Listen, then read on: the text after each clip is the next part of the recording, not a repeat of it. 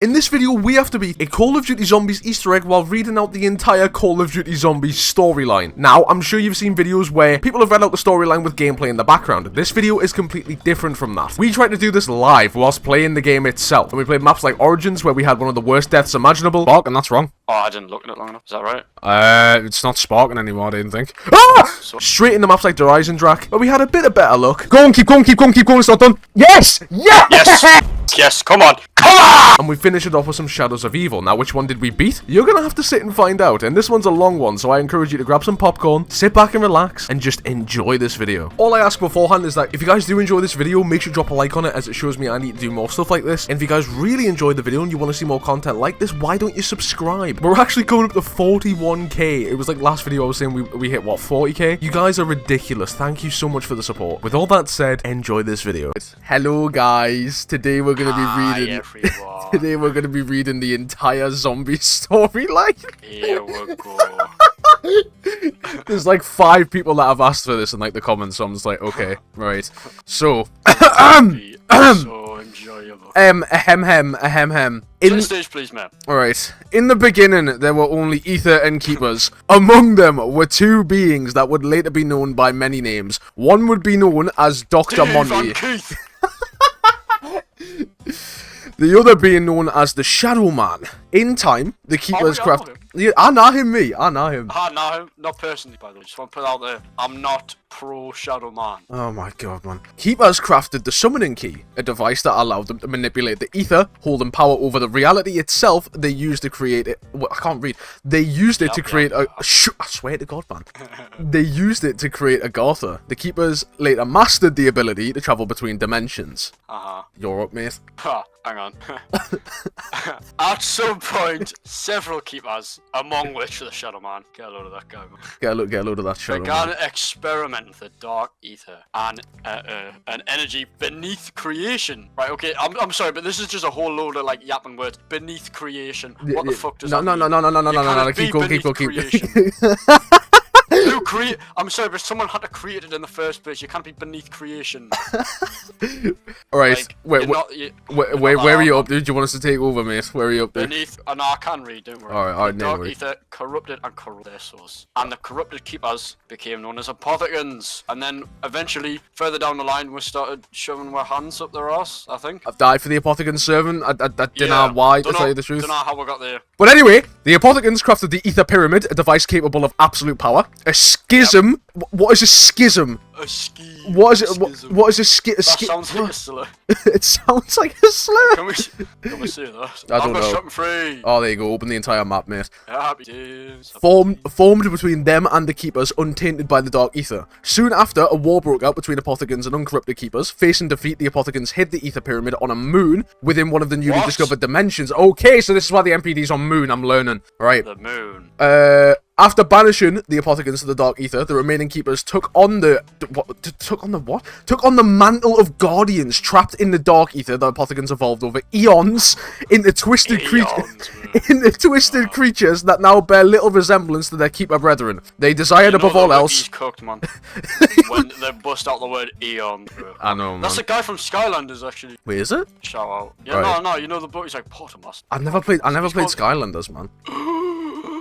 I know, we're kind of be friends. It's Jova. When you're not me mate anymore. You're not my mate anymore. Anyway, right? You're not coming to my birthday party. Stop, man. No, I'm telling Mom. They desired, above all else, to return to Agatha. There's something so funny about fucking just Agatha. I don't know. I don't know what it is. I think it's because last time we were playing Origins, you know the yeah. I've rescued children from Agatha. You what? You what, mate? You're up, mate. Get reading. I am up. Hang on, I'm just digging in this zombie. Right. By September 5, CE. Aye. Hang on, I'm trying to look at this robot foot.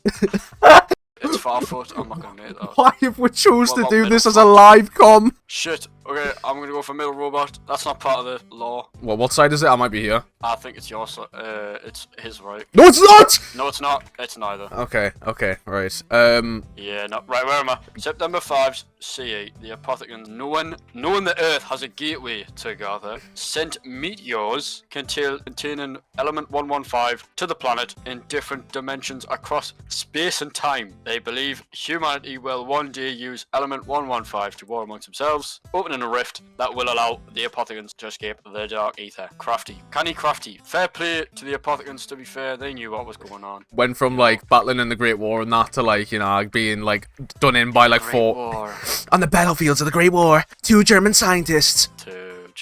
Right, I'm gonna get Gen 5 on, then I'm gonna read again. So I think the strategy could be, once we get endgame and staffs and stuff, right, we're sit in a tunnel or something and just camp and just kill, and while we read out the storyline, mate. I have an idea. Alright, so we're now on to the Great War. See, we're getting through it quite quick, man. We're getting through it quite quick. We're not. Well, it's not honestly going.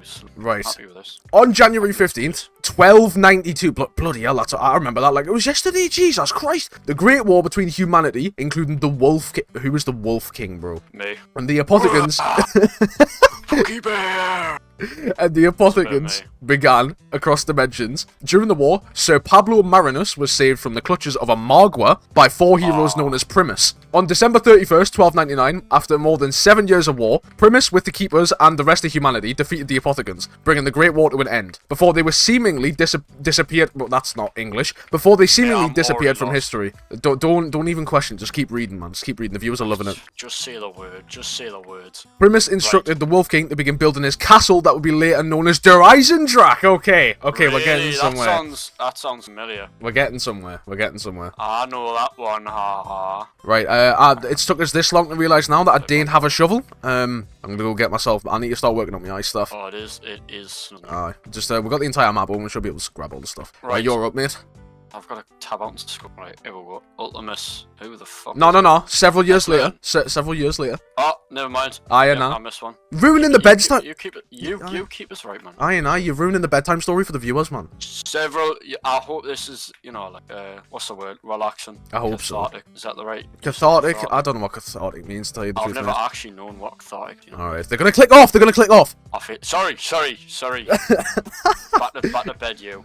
Several years later, honouring the Wolf King's dying request, his loyal servant Arthur scattered and buried his bones in the grounds of Der Eisendrache, accompanied by the King's Wolf. That's why there's wolf paw. Makes sense actually. When you be thinking about it. When you be thinking about that zombie storyline. That's why there's wolf paw, because of the King's Wolf. Now you know. You didn't know. Now you know. Are you done with that bit? King's Wolf. No. All right. Arthur was then teleported. Get the out me way, you bastard. That's not what he said. Arthur was then teleported by temporal rift to resolution 1295. Buried. In 2025. What? Get out me way, I'm sick of you now. No, man, I'm getting me ice staff pieces. Mom, tell him. Mom. Right, are you done with that bit? I'm looking for this food. Yeah, I'm done. Alright, I'm gonna go get me ice stuff. I'm gonna get this food. Read. So, we're now onto the ultimate story, apparently. So, yeah, right. So, 1295 in Angola. That's buried for you, mate. Right. Buried. So, in 18... Wait, I know this part. He pack a punches his mom. He pack a punches his dead mom. No.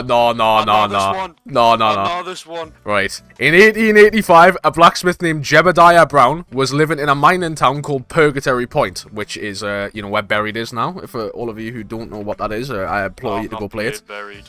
You can... Right, I'm going to stop the video here. No, I'm joking. Right. In the Old West, the mine contained large amounts of element 115 and Nahim, which started to affect people who went down there. One of the miners turned into a zombie and attacked Jebediah's mother, killing her. Wanting to find answers, Jebediah went down at the mine where he spent 5 days without realizing it. Later, on April 19th, Jebediah had a vision. In his sleep, 2 angels asked him to build a machine, the Pack-a-Punch machine, which became a success in the old town. On June 30th, Jebediah had another vision where the 2 angels asked him to create an Agarthan device. The Agarthan device had 3 components: a blood of an elder god. I hate to interrupt your flow. What's up, mate? mate? Come with us to get lightning stuff bits. Yeah, hang on. On the train, tank thing. You know what I mean. Bro, what is an elder god? Right, I'm here. Yeah, you're asking the wrong bloke. Yeah, nah. Right. You're barking up the wrong tree, young man. Found at the bottom of an ocean, an elemental shard created by forging 4 human souls to a rock of element 115, and a metallic rill vessel. Jeb managed to craft the vessel, but had no means of obtaining the blood of the souls. Okay. Wait, so they killed him with a rock? I think so, yeah. Get in, that's so... Right, you're up next. After you've got this lightning staff piece, mate. Right. After crafting the vril vessel. I mean, I wasn't listening to you talking there. What the f is a vril? Do you know do you remember the golden rod we picked up in Eisendrache? That's the vril vessel. Okay. Jebediah upgraded it with the Pack-a-Punch. Boy, what a boy. How do you have the points for that? I brought a lot of money back in the day. Business is booming. Get ready to jump. How many points did that set you back? Couple of quid. Couple of points. Right. Pack-a-Punch. Fuck. Where am I? Right. Yes. Upgrade it with a Pack-a-Punch. As a result of this, and the fracturing of the earth after what? We're just gonna After crafting the vril vessel, Jebediah upgraded it with Pack-a-Punch. As a result of this, as well as the fracturing of the earth. Standard. After Ultimus helped Maxis launch rockets from the moon 25, a temporal rift was created, transporting the entire town, including Jebediah, to an underground cavern in Anglia. Guess what gobblegum I've just got? ABH. Yeah. Afterwards, zombies began to overrun the now buried, roll credits, town. Can its inhabitants Jebediah on. Rest in peace, my man. ABH? Where you gone? You're not here. You're not even here. You're not even here, mate. You're not even here. I'm dead. I'm dead. I'm dead. I'm a tank. Help! I am nearby. It's decent. There's a lot of zombies. Have you been? No, there's a lot coming through, mate. Have you got jug? Yeah, I've got everything. Alright. Cheers, mate. Right, anyway, I'm gonna get myself, like, actually decently set up, and then I'm gonna continue reading. Yeah, I've got packed MP40, I've got wall power. I need a perkaholic or something, or like schmerkabolic, mate. Oh, foot. I got it. Are you going for wind? Might as well. Read. Got a perkaholic. I just need a gun now. I got foot. Ooh, if that's near-death experience, oh, yes it is. I'll be taking that. Oh, yes. Alright, mint. Right, I'm gonna go run and get my gramophone for the ice stuff, then I'll come back and do the pieces with you. Yard. Right, so, on June 30th, 1908, a meteor containing element 115 crashed near the Tony? I don't know, what does that say? Stony? Hello, son, EBH. Right. Crashed near the Stony Tunguska River in Siberia. I don't know what I'm saying, man. Like Trefliok, what I don't know what I'm saying. Detective, man. I don't know what I'm saying, man. River. Right. Over the next decades, more deposits of element 115 were discovered in Germany, Japan, the United States of America, and even on the moon. What the hell? I thought it was made out of cheese. On the moon. You know, all of those locations sound oddly familiar, Romeo. If there's any zombies maps taking place in any of those countries. I wonder if there's any correlation between the two, mate. Ha. Right, you're up. In 1931, after a large deposit of element 115 was found in Breslau, Dr. Ludwig Maxis. I love how, like, they wanted him to be so stereotypically German instead of just spelling his name Ludwig and then saying it Ludwig, like in a German accent. It actually is Ludwig, mate. Like it's just ridiculous. To let everybody know in the West that he's German. No, he's not German, actually, mate. He's French. Fuck off. Fuck off. Read! Fuck off, you stupid bastard. Ludwig Maxis formed Group 95 as an international German-led research team and its own head scientist. The Dairies facility was established at Breslau. Maxis sought to use the newly discovered element to improve the human condition by developing advanced technologies. He invited Richtofen, shout out, who would later be known as Ultimus Richtofen. He's got a final form. Wait, no, because you got Primus Richtofen, Ultimus Richtofen. There's loads. Right, hang on, I've forgot me. Have you picked up the gramophone perchance? No, I'll do it now for you, mate. It's in. I'm at Mount. Oh, yeah, no, it's in the Mount. Can you get that for us, please, mate? I can get that for you. That's lush, that, right. Where was I? Ultimus Richtofen, so he wanted him to join Group 95, and he did, and he secretly was. Is that right? What? Richtofen was secretly working for the Illuminati. What? I forgot that was a thing in World at War's character bio. Like there was a bit in World at War where you could go and read like what the characters were about and that, because you hadn't seen them ever. It was the first time they were being shown. It actually said that Richtofen worked for the Illuminati in secret, so that is officially canon. So I don't know why, man. Well, do you reckon he has one of them like anonymous masks? He gets I have hacked a Roblox account. I used to be a hacker on the dark web. This is why I quit. Here's why I quit. AMA. Thank you, edit. // dark web. Edit, thank you for the gold. Thank you for all I go for middle foot now, you know. Thank you for all the updates. Right, I'm picking up the gramophone. Right, where were you up to? Yeah, I've done my paragraph. Right, okay. You are looking for by 1939. No. You wrote. Did you not read that? Yeah, no, it's done. So I'm reading. All right. By 1939, Maxis and Ultimus Richtofen started working on the first teleportation experiments with a matter transference prototype. Okay. That'll do. You know, as you do. Average unemployed friend on a Tuesday at like 4 p.m. The experiments were unsuccessful. Aww. The subjects were teleported, but their chemical composition was altered, leaving them in a catatonic and changed state. Ultimus Richtofen also began the development of the Wunderwaffe DG2 in the same year. Mate, what? We didn't turn on Gen 3. Oh, we daft. How broke? We've actually been had. I'm not even gonna lie. Why have we not turned on Gen 3? That is embarrassing, to be fair. I think we're too focused on the law, man. I mean, just a little bit. Just a little bit. I'm a lock. Right, where am I up to? In the same year, Maxis turned to the Reichstag and the Nazi, but can I even say this? Nazi Party for additional funding. Do you get demonetized for the word Nazi? I don't know. I'm gonna have to look into that. They agreed to the request, expressed an interest in Group 935's weapons research, teleportation technology, and the reanimated undead subject to help the Axis win the war. That'll do. That'll do. Fair play to the Axis, to be fair. Went from like marching in Munich to like, you know, making zombies and that. Proper little dickheads as well. Not sound as well. Right, you're looking for Ultimus Richtofen. Dingo! I love that. I'll have the fucking ding and I'll do a go, and why not? Oh! Ho, ho! Look at this! What have you got? Way! Alright, yeah, but I've just got ABH out the gum, so who's the real winner? Aye, but like, I'm mint, me. I'm mint. Oh, yeah. Aye. I am, yeah. Aye. Ultimus Richtofen.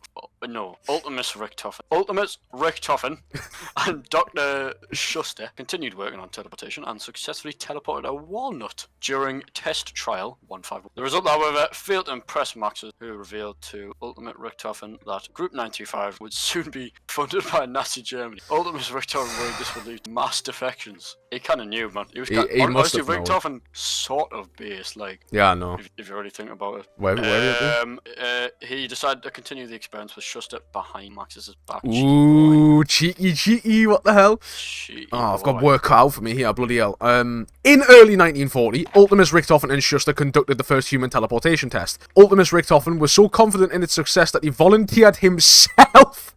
Bro. That is so hard. That is top 10 coolest moments, like most respectable moments in football history. It's like Messi decapitated. And it's like, you know the thing where the bus like falls in front of the goal and it like slams it through and it explodes. Have you seen that one? Yeah. Or like, no, you know the thumbnail where it like comes up from the ground and it's like flipped on its head, like the whole pitch. Reese, where was I up to? Top 10 respectful moments in footy. Number 10. Right. He was teleported to the moon, where he encountered the Ether Pyramid, calling it the MPD. While inspecting the device, Ultimus Richtofen was electrocuted and began hearing many voices of corruption. Does that stand for mysterious pyramid? I actually think it might, you know. That would be so. I actually genuinely think it might. I'm not too sure. Can we get these lightning bits, please? Yeah, hang on. I'm just getting my ice stuff. I'm on my way back now. No worries. Right. So, including the Shadowmans. He was then teleported to Shangri-La in the Himalayas, where he was worshipped by the natives who built an altar in his name. Oh, this is Richtofen. Yeah, they built an altar for Richtofen. Okay, so Richtofen went to the moon, found a funny looking cone, came back, was in the jungle, and the jungle people made an altar for him. Exactly, and then they also named a stone after him or something. So, Ultimus Richtofen also encountered the focusing stone for the first time. Corrupted by the Dark Aether, Ultimus Richtofen was gradually driven insane by an obsession to reach a goth. Alright. Playing as Ultimus Richtofen right now? No, you're playing as Primus Richtofen. Does that mean I'm primal and alpha? I can feel the alpha. It's coming inside of me. The alpha is coming from within me. Chain it. You're up, mate. What's so primitive about this Richtofen? Okay. Ultimus Richtofen returned to Duries, fixated with a plan to build a station on the moon called Griffin. Griffin Station. He also renounced his involvement with the Illuminati. He cut ties. He actually got cancelled for being with the Illuminati. Name or Richtofen on the dollar bill. Name or Richtofen. Frustrated with Max's alignment with Germany, all other disgruntled 935 scientists joined us. Several months later, Maxis contacted the Reichstag High Command, requesting additional funds, stating that Der Ries lacked only not of the funding, I'll get this one. Alright, but a sufficient volume of Element 115 as well. In response to his request, Nazi Germany built two facilities in Berlin for Group 935. They were known as the Kino facility. Kino. Oh, did someone say Kino? A repurposed theatre and the asylum facility at the Wittenhouse Sanatorium, which is Verrucht, I think. That's Verrucht. Yes. Yeah, that's Verrucht. I'm on it here. I'm on it like a bloody car bonnet. I got the Lord of the Lightning staff piece. You're sorted, mate. There's your staff. That is me staff it. Alright, nice one. Lightning cave. No more. But we don't have another lightning. The Imperial Japanese Army handed over the Rise and Sun facility to Group 935, which collaborated with Division 9 at the facility site. Group 935 also established a facility in Siberia near the Tunguska River and research facility at Der Eisendrache called Eagle's Nest. Where's the tongue? Where's the tongue? I think that's Call of the Dead. I think that's a BO1 map. It's like near like an iceberg and stuff. You do have gramophone. Right, where am I? 7 months later. No, that's wrong. By 1942. By 1942, Griffin Station was completed and there was Family Guy on every single telly screen. Get in. The workers would never go bored. They also had Subway Surfers on the opposite monitor. Oh, can I EBH out of Crazy? No, can you not? That's sad. Rate EBH. Let's have a look. I need to upgrade my Ultimus Richtofen appointed Dr. Groff as lead scientist and tasked him and Schuster to discover a way to power the MPD. While at the Rise and Sun facility. There's a joke in there. Least Japanese name possible. Whoa, you're gonna have to cut that out, man. What? Rise and Sun, it's the flag? Rise and Sun's China. No, it's not. It is. Mate, the Japanese flag, I swear, is called the Rise and Sun. No. Do you know the song where... Teijin hai bao kona ni tontu that one. Yeah, no, you might have to cut that. Yeah, I'm well aware of that. Anyway. Moving on, that didn't happen. Maxis developed... I'll just say the whole thing. While at the Rise and Sun facility, Maxis developed the ray gun prototype. Pew! Yes. Pew pew! Oh, wait. That's why packed it's called Porter's ×2. This is a bit of lore for the lovely people at home. Maxis developed the ray gun prototype while H. Porter worked on the second generation model. I see. So right. So wait. So does that mean the Pack-a-Punch technically can time travel then, if it can like rip it when it upgrades it? I don't know. I'm confused. It's I've got no clue. Is Panzer on you? Did you tell? I'm in crazy place. I'm just gonna continue reading this. If I die to Panzer, then. Okay.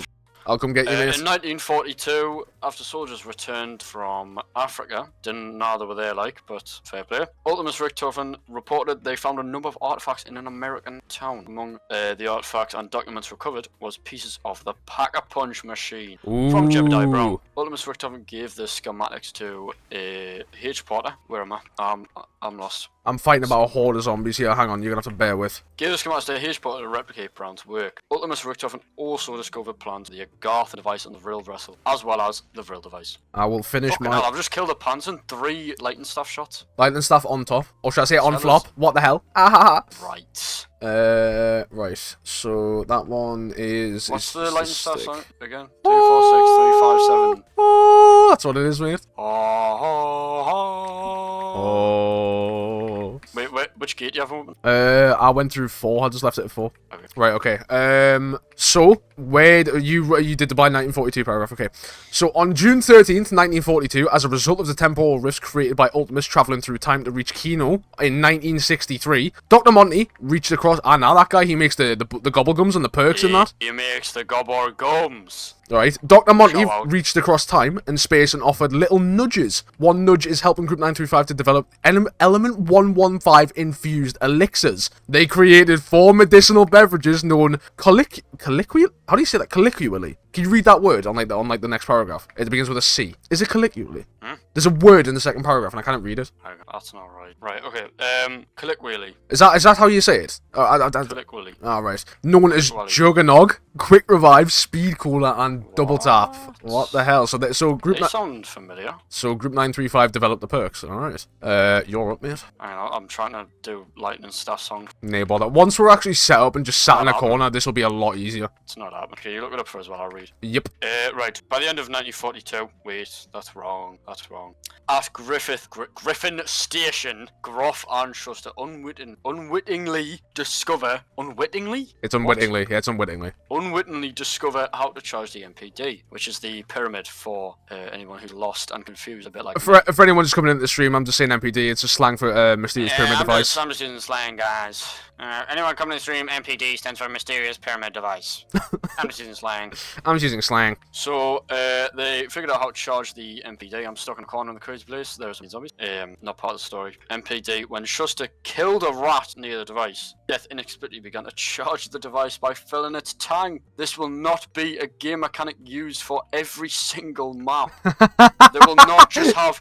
Wow, that sounds oddly familiar. Oh, we're out of steps. What should we... I'm out of ideas for a step. 50,000 soul boxes now. What if there was a box and you just had to kill 50 million zombies? Yeah, anyway, man. So that would never appear in the storyline or the gameplay ever again. No. So they reported their findings to Ultimus Richthofen, who began sending soldiers and scientists to be sacrificed to charge the MPD. That is raw. you have to give up your soul for this pyramid on the moon. This funny looking box, mate. Guy, get ready to die. It's worth.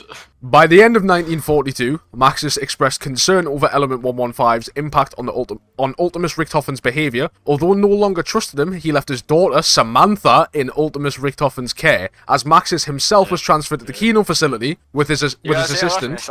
You guys are like, no, mess me saying. Does Ultimus Richthofen ring a bell?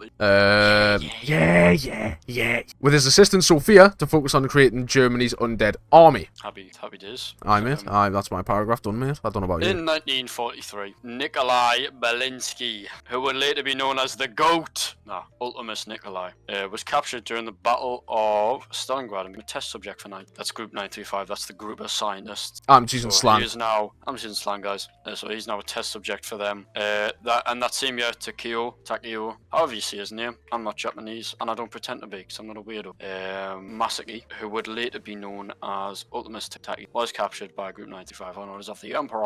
In 1944, Pablo Marinus, a Mexican spy, was captured by... You fucking leap into the start of that sentence with 2 feet is criminal. In 1943.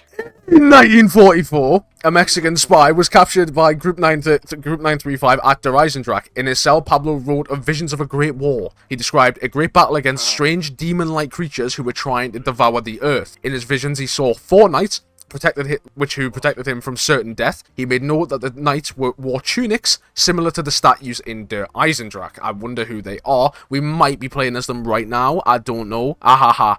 You're up, mate. Can you look up that fucking lightning stuff for us? Oh yeah, I've got it. Hang on. Right. So it's. I'll be doing it when their convo's so good. You just run around crazy place doing nothing. Right. 136. Okay. Quick story time. 136. Right. Did that go in? Hang on. Yep. Right. And then it's 357. Yep. And then it's 246. Happy days. Lush. Right. Where was I? In 1945, 44. This is a great war. I need to go. Yeah. It's in 1945. You're up to. Yep. Actually, just going year by year. So in 1945. I know this guy. He's the guy that's hanging in like Shinonuma.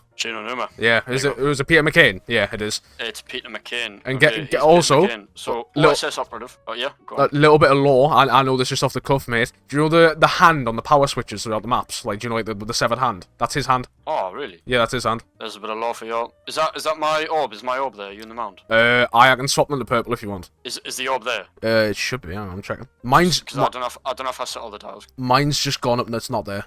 Fair play. Is my orb there? No, it's not. It's not. I've just sent mine up, but it's not there. I must have spun a dial. I forgot. Right. Peter McCain. Here we go. OSS operative Peter McCain infiltrated Group 935. In July 1945, Richthofen travelled to the Siberian facility that apparently just exists now to do further research on live. Richthofen's kind of a freak, man. Like, to do further research on live specimens. He just loves humans. He just loves fucking with humans. Is freaky, man. Like, Ultimus Richthofen's my freaky. bitch powers nasty. Damn bitch, you live like this? I've been a nasty girl. You can see yourself out, mate. You can see yourself out. I think I forgot to do decision. Yeah, I did. Right. Anyway, no, I didn't. You did it for me autonomously. You what? You what?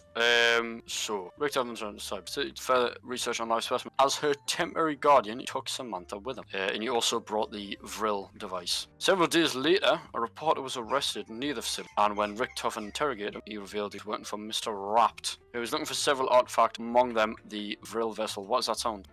Generator. Gem 1's gone off. Gem 1, I'm next to it. Hang on, let's log in. Get off, you monkeys. Get off. Why have I not got, like, the display? I can't, like, say that. Anyway, brought the Vril device, interrogated some reporter who was working for Mr. Rapt, who's also looking for the Vril vessel. And Richthofen didn't like that, didn't give him it. and ordered the guards to kill him. Ooh. Lethal. Right. Brutally. I'm kind of locking in here because I'm trying to do my ice stuff, but I'll try and read it as well. Alright, I'm done. Right. Like if I do everything at the same time, mate. Right, I'm basically set up. I'm gonna go pack me guns, I'm gonna go get a shield, and then I'm gonna go show you where this ultimate camping spot is on Origins. Are we just gonna go like in the bottom of a cave or what? No, do you know the lightning cave on the second one around, like when you're getting the second piece? Like, No, not lightning cave, not that one. It's okay, it's okay, it's okay. No. what, the church piece? No, the one before it. Oh, the mount piece. Yeah, that one. There's a really mint camping spot there because they can't come from behind you. Mate, what dial is wrong? I've checked like every dial. Have you done spawn? Wait, I'm on the nog dial, might be wrong. Have you done the one on the mound? Yeah, I need to look at the nog dial. Oh, damn, check that one. Dance? No, that's right. What? No, it's it's spark. No, it's spark, and that's wrong. Oh, I didn't look at it long enough. Is that right? It's not sparking anymore. I didn't think. Ah! So, oh my god. Oh my fucking god. Oh my god. my god. No, you can't be serious. No. Oh, it's not sparking. Oh my fuck. There's just no way, bro. Oh. Two absolute monks looking at that. Oh, it's not sparking. Hello, son. Hello. We might have died on Origins, but that don't matter. Doesn't happen, man. Didn't fucking happen. Didn't happen. Right, we're gonna start reading once we've got. Oh, it's got Jug off that. Cheers, mate. Hey, he's my boy. Right, we'll start Fire reading sale. once I've finished this shopping free because I feel like that's just like way too hard to multitask. Okay. Actually, I'll give it a crack. Hang on. Oh fuck yes, I've got RPK off the first bit. On August Right, take it away. 1945, Group 935 began to transfer 3 test subjects for experimentation: Ultimus Nikolai, Pablo Marinus, and Ultimus Takio. Ultimus Richthofen began experimenting on them after a few days of their arrival. Ultimus Richthofen also started looking at a way to create an elemental shard in order to build the Agarthan device. Fair play to the bloke. Fair play to- I've just got double swiped while the second I looked away. That just I've genuinely just cacked me pants. What the heck? Oh my days! Literally the second I turned to look at the lawyer, Aye. bap bap, I'm full red. Mom. Right. Mom. Right, what did you just Agarthan device? Aye. Suspecting Group 935 would lose control of their experiments, Peter's handler, what is this goofy name, man? Cornelius Pernell. Sent him Cornelius Pernell. I just know his hair's curly and like blonde, and he says, "Mummy." I know he's got a perm. I know he wears. You know what I've just described? What? Perfect, Peter. You have as well. You actually have, and I'm not even clocked. What the fuck? I ate all my vegetables, Mum. I ate all my vegetables. I made my bed. I brush my teeth morning, afternoon, and night. Oh yeah, that's actually you, mate. That is. Just I can't believe the effects that media has on you at a young age could just affect my cognition. There, this is such a deep conversation. I'm gonna make a TED talk about it and pretend that I'm smart. Oh, all right, Anyway. mate. All right, get reading. You can't reading. Get reading. Anyway, apart from that, on August 1945. We've just read this. Wait, no. We've just read this. Group 935 would lose control of their experiments. Peter's handler, just roll the man of war. Peter's handler, Cornelius Pernell, the dafty, sent a Marine recon team led by Tank Dempsey, who will later be known as Ultimus Dempsey, to extract McCain, whose cover had been blown. In September of 1945, during an operation with Harvey Yena, another American spy, Ultimus Richthofen extracted Pablo Marinus' spleen. He noticed Pablo that Escobar. Imagine if they somehow managed to link Pablo Escobar into the zombies time. Right? he's just sat in Durries. Richthofen visits Colombia. After teleporting back from the room, Richthofen lands in Colombia, where he meets drug lord Pablo Escobar. Because seriously, that could very easily pass as a line on this wiki page, man. I don't know. And I wouldn't bat an eyelid. You wouldn't bat an eye. That's the thing. He noticed that the barrier to unlock the human mind was not located in the spleen. Believing Marinus is dead, they dumped him into the river. However, Pablo survived and would later awaken in a pocket dimension at the bottom of the river before swimming back to the Siberian facility where he would remain for the next 20 years. My man got dumped in a river, right? Had his spleen removed and swam to Siberia. Are you serious, bro? No. He entered a pocket dimension. Right. At the bottom of the river. Because there's just a pocket dimension at the bottom of a river. No, but then it says before swimming back to the Siberian facility. in Siberia, where it's that cold. Yes. Alright, fair play. Fair play to, what's he fucking called? Pablo. Fair play. Went from slinging coat and that to swimming through the frozen Siberian river. And stuff like that. Genuinely sound engaged as well. Where's the zombies at? I'm trying to kill them for you, so I'm spin around. There you go. I spin around. Right. You're up to several days later. Yeah, I need to scroll. Several days later, the recon team arrived at the asylum facility, also known as Verrucht. For anyone who is not listening, I'm not either. I'm just reading. An outbreak occurred. Ultimus Dempsey was captured and sent to Ultimus Richthofen in Siberia to replace Pablo, who's just swam through the river. Ultimus Richthofen continued experimenting on Ultimus Dempsey. Nikolai and Takeo what? Ultimate Dempsey, Nikolai, and Takeo documented the personality traits of his test subjects. Richthofen documented the personality traits of his test subjects. There you go. Right. Dempsey's intellect seemed low, but he was strong. Takeo was still staring at the floor, muttering proverb over and over again. Nikolai had recently begun responding to stimuli, but only after injections of a new serum made primarily from vodka. If you didn't know, he's from Russia, just in case. Thank you, Treyarch. Very, very cool. Thank you. Very cool. Very, very funny. not xenophobic whatsoever. We love Western-made games. We love Western-made games and their just the difference in the characterization between Dempsey and then all the other three of them is ridiculous. Like, it's just like, so the American's strong as fuck, and then it's like strong and like fucking bitching and like crazy like action superhero, and then Rick Dovin's like, oh yeah. I like I swear on the first thing that Vodka Man says when you load into Origins is "You'll still boost because Moscow Tower" or something like that. He's like, what in Moscow Cathedral is going on? Yeah, no, he's like, I saw a giant steel beast. Like a bear, like Siberian bear. No, it's like, no. It's as tall as Moscow Cathedral, he says. Yeah, it's tall as Moscow Cathedral. It's just like the first time I loaded Origins, man, I was howling laughing. It's just like, this cannot be real, bro. It's just no way. I need to spin for Perkaholic, actually, I didn't even try it. Whereabouts are you up to? Sorry. Takeo was still, primarily from vodka. Ultimus Richthofen noted that their minds have been almost entirely broken, with no memory of who they once were. How's that happened? Am I missing something? Because they were testing on them, testing on their brains for zombies. Shit, they're trying to make zombies, mate. They're trying to make real life zombies. So, while at the Siberian facility, Ultimus also experimented on Samantha. And it's just like 14. What the hell? What the actual hell? So we've come to talk to you about your experimental activity. Can you confirm your full name, please? It's Edward Richthofen. It's Ultimus Richthofen. It's Edward Richthofen. Does Ultimus Richthofen ring a bell? Yeah. So you guys here like banish me to the Dark Aether or something? Oh, where am I up to? Right. It's unreal. Tested on a 14-year-old is wild. It's actually wild. Right, so Richthofen might no longer be my goal. my dragon's done, by the way.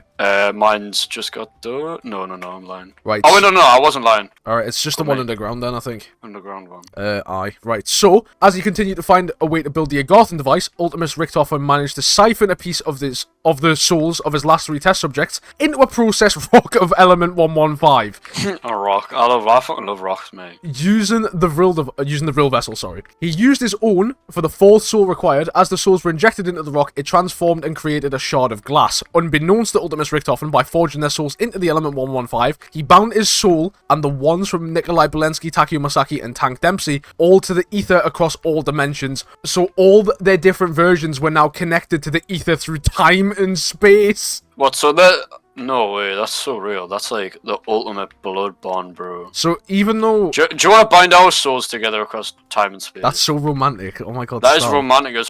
That's so romantic. Imagine that. You know them things on TikTok Shop. Get your last of this. Someone on TikTok Shop is getting annihilated. Someone on TikTok Shop is getting killed by firing squad.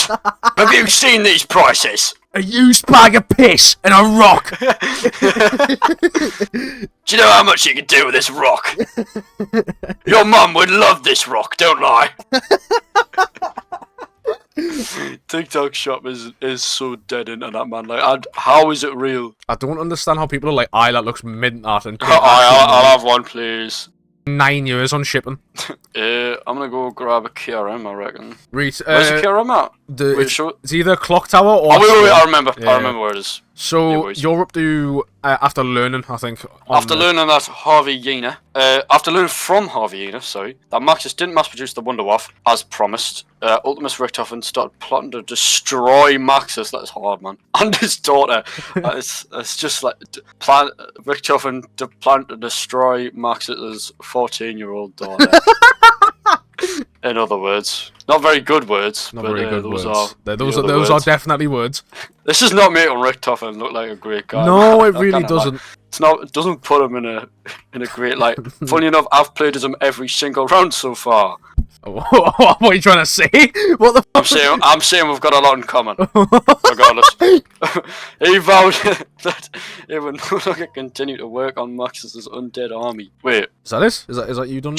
Oh, I've just swapped out me the good gun I pulled before. Oh, you little willy man. Yeah, by accident, because I was too busy talking about Richtofen's despicable antics. Oh yeah, nah. Reet. So... Oh, I've got shopping free though, where's the box? I don't know. I'd have to up the sky for the beam. With the war over... Oh, war is over, mate. John Lennon, what the hell? No more war. They ran out of war plans. Oh yeah, nah. Maxis returned to Der Ries in October 1945 and ordered Ultimus Richthofen to do likewise, so they might continue their work on the matter transference device, otherwise known as it. Can you not just say teleporter? Just say teleporter, man. Matter transference. Right. So, several days later, Ultimus Richthofen arrived at Der Ries with his test subjects and Samantha. On October 12th, Groff, that's who's speaking right now, by the way, contacted... Why Samantha always there? I don't know why, she's just chilling. This is always reminding us that Richthofen has Samantha, man. Yeah, I know. Like this. Oh, I got Monkey Bomb. Bo's in the thing, by the way, if you want to go grab it.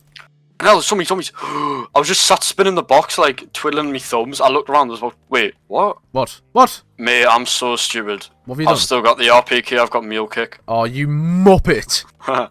Panic over. Right, okay, so where am I up to? So... Have we unlocked the bows? No. Yeah. The chest is open. Okay, nice. There it is. Ultimus Richthofen arrived at Der Ries with his test subjects and Samantha. On October 12th, Groff contacted Ultimus Richthofen to inform him that the MPD had been powered up and was awaiting the conduit. Okay. Wait, I need to shoot the thing? Yeah, I need to go start Wolfbow. On October 13th, 1945, during a series of teleportation test trials, they finally just called it a teleporter. Bloody hell. Wasn't that hard, lads? Why isn't that working? I hit that. Have you picked up the arrow? You haven't picked up the arrow. Oh, I just dinged it. I forgot you have to pick up the fucking arrow. Right. Actually, I think I'm just gonna go do Firebow. I like doing Firebow when I do Wolf. I'd like to try Firebow in a different run. Yeah, I'm down. Just can't be arsed with having to read this at the same time. On October 13th, 1945, during a series of teleportation test trials, Maxis used... So, Maxis is... Bro, poor Samantha, man, like... I know. This is horrific. Like, she's just been dragged around, like, the fucking moon and wherever. And now... Samantha's dog, Fluffy, was used as a test subject. Oh my god! Fluffy now changed. Wait, Fluffy now changed, was teleported back into the chamber. When Samantha saw Fluffy, she ran inside. The teleporter, Maxis chased after her, and Ultimus Richthofen sealed them in the test chamber. Or teleporting them away. Wait, so, So she's in there with an undead dog. She's just been locked away in a room with an undead dog. Yeah, so they made one of the dogs. Like from the game. Yeah, so they made a hellhound. The first ever one was Samantha's dog Fluffy. That is fucking rotten. That is rotten. Unlucky, I guess. Oh, I've got a shift cut out for this here. Right. While Maxis was teleported to the crazy place where he learned about the power to merge with electricity. Okay. That's hard. That is raw. Samantha was teleported to Griffin Station. She ran inside the MPD where she. God, man. You had to tuck that on, man. Like, you just had to, man. Where she became corrupted by the Dark Aether. When he learned about the incident, Ultimus Richthofen ordered Groff to teleport Maxis to the moon to coax Samantha out of the device. Maxis approached the MPD and he persuaded her to come out. Once she did, Maxis gave her the instruction to kill them all before killing herself. Well, Samantha killed herself. Oh no, before killing himself. Okay, hang on. Oh yes, I've got ABH. I didn't want to be here. Hang on. Wait, I want to be anywhere. Wait. No, I didn't even know what the test was going on. Get in. No. Get in, mate. Get in. No, get in. Oh. Oh no way. Oh. Did you see that? Yes, I did. Oh my god. Just ABH'd from there. Literally just there. Mate.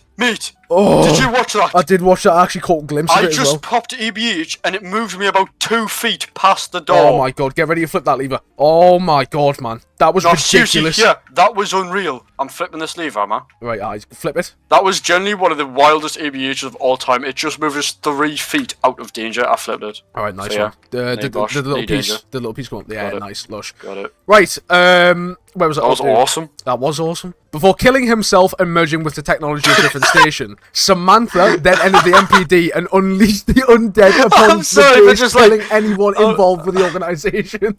I'm just like, oh, wait. So after killing himself, You did what? you what? Right, hang on, wait. I gotta lock in on the symbols on the wall. Cause where am I even?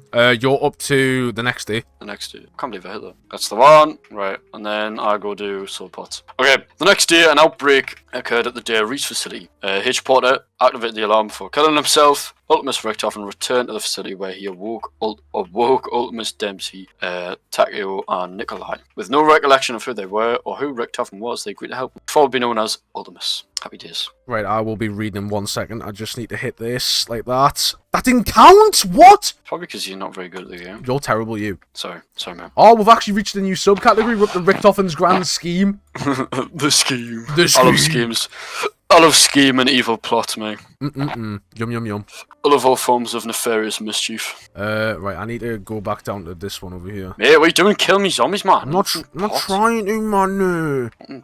Div you. Oh, I can't hit this one, man. I literally hit it first try last night when we were doing DE. What are you trying to hit? This little circle Apart from here. me. That doesn't count. What? What the hell? What the hell? What the HE double hockey sticks, bro? Oh, fuck no, I've just missed. I got all the initial bonfire lights in one, and I've just missed that one. I was on for the god run there, mate. Mate, I've just had an absolute just stim there. You said initial, and I just went initial D. Initial D. Watch this ABH straight to the next pot. No, not allowed, not allowed. Okay. Oh, there you go. That was absolutely made a mug of me, to be fair. Right, now I can go fill up my things. So, where am I up to? A week later, Ultimus... I've just rolled another ABH, sorry. Oh, wait, hang on, Right, no, I was on the wrong thing anyway.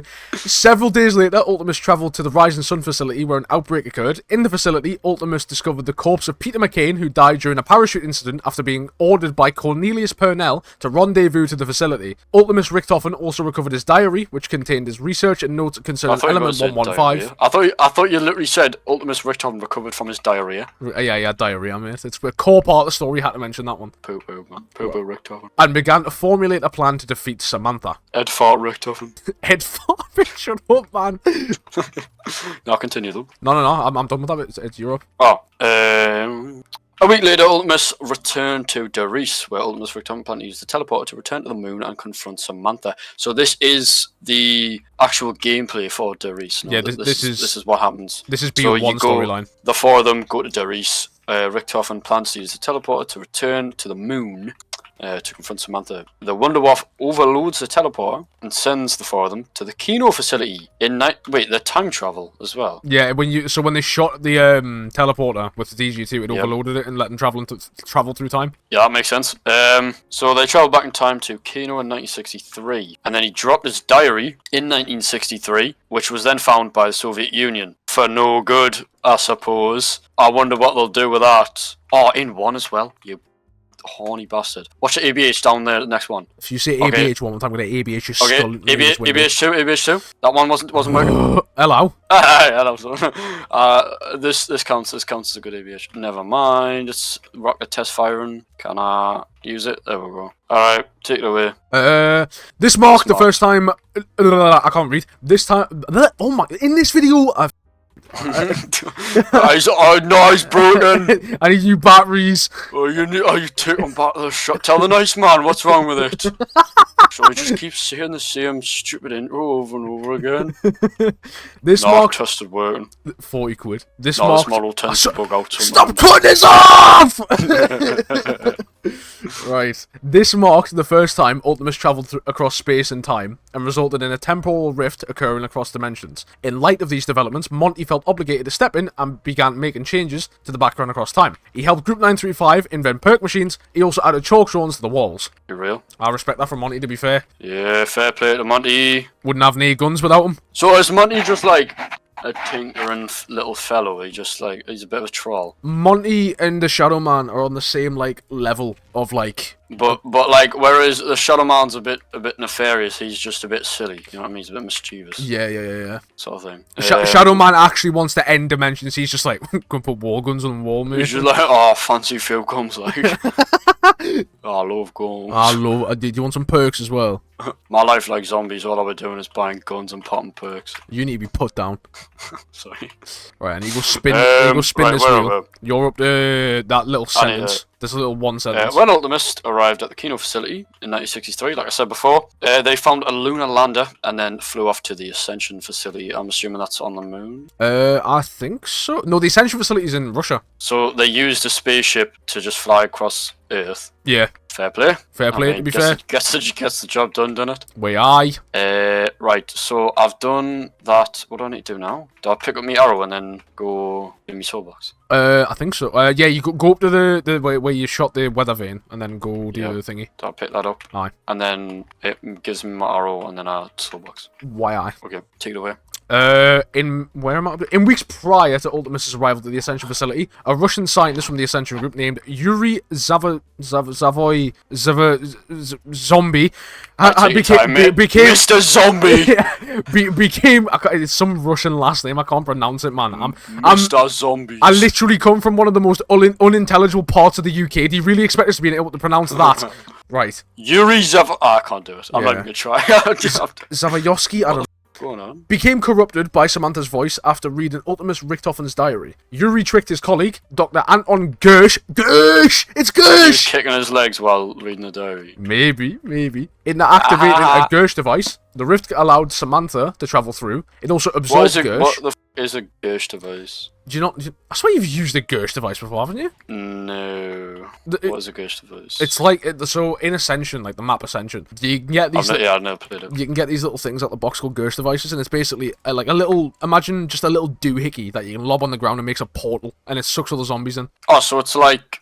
7. Kind of thing, yeah, but it's like grenades instead. So it's like a mini Apothicon. Aye. Okay. Minus the part where you shove your hand up an alien's arse, but you know. Oh, I quite like that part. No. Right. Give us. Tumbleweed, man. Cheat. Give us me arrow, man. No, I was too focused on getting me arrow. Is it my turn? Hang on. Is it my turn? Mom. This is actually so chillax. I'm just like soulboxing. I mean. I know, right? Hang on. Where am I up to? It's pretty chill. The rift allowed Samantha to travel through. It also absorbed Gersh, destroying his body and trapped him inside the Casimir mechanism. Unlucky little one. All right, I've got me. Yuri was also absorbed and transported to the Pentagon. Okay. So oh, unlucky again. Top 10 places I don't want to be. The top 10 things I don't want to be absorbed by. Just got absorbed. Slows. Real ones know. Only real ones know what's going on. Alright, I've got me bow. What do you want to do now? Wait for us to get mine, then we'll start the Easter egg. Yeah, we'll just do the Easter egg, won't we? Aye. Right. Are you still reading, or is it my turn? It's your turn. Where am I? When Ultimus aye. When Ultimus arrived at the Ascension facility on November 6th, 1963. It's so nice that, like, there's a piece of video game lore here that has, like, dates and times. It's mental, isn't it? If you've ever tried to look at FNAF lore, you know what I mean. Oh, yeah. Good lord. Good lord, that game is a mess. Where is it? It's down with me. It's on you? No, I'll be fine. I'll get rid of him. Alright, because I've got a lightning bow. I'll come down and help you, Poogie. No, he's dead. Oh, fucking hell, you wild bastard.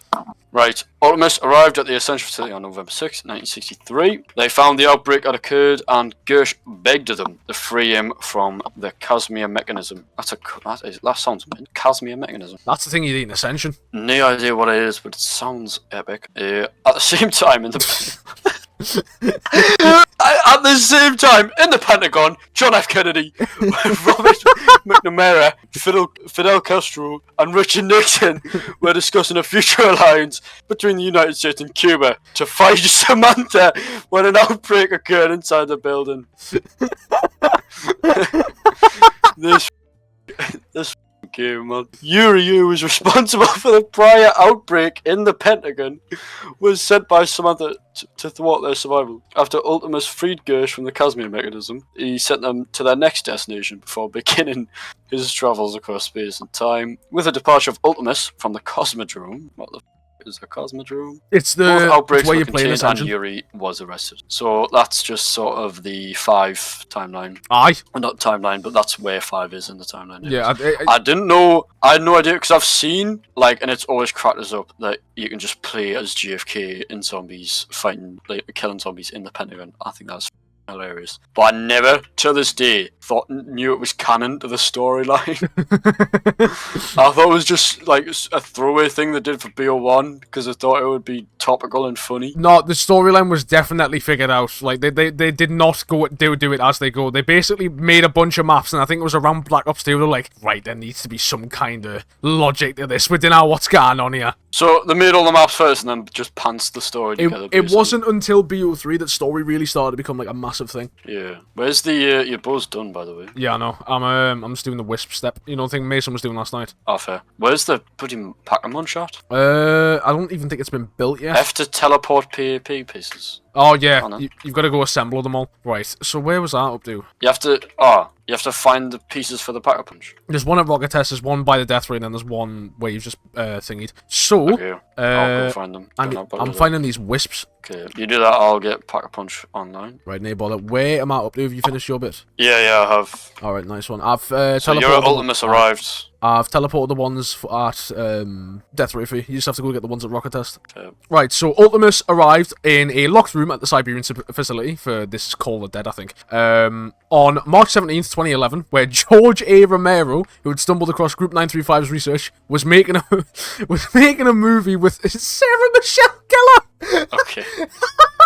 Okay. Robert England, Danny Trejo, and Michael Rooker. Why does this matter to the I don't know, man. storyline? An outbreak soon occurred, and George Romero was turned into a zombie. Mint. Okay. The actors recovered the Vril device for Ultimus, Oh, I got dead wire, nice. who were then teleported to their next destination. The fate of the cast and crew remained unknown, but 6 weeks later, Romero's assistant, Sally, was teleported to Shangri-La and transported inside a time loop while looking through George Romero's research about Group 935. Okay. Hang on, I'll need a scroll for that. Give us 1 second. No bother, Pookie. Having the teleporter. Imagine getting freaky in this teleporter, though. No. None of Getting that. freaky across space and time. Well, can you shoot my window off at the teleporter, mate? Yes, boy. I'll overload your matter transfer device. No. As they continued their journey, Ultimus arrived at Shangri-La on the April 25th, 1956. With the help of 2 explorers trapped inside the town of Brock, fresh out the rock poker gym, and Gary,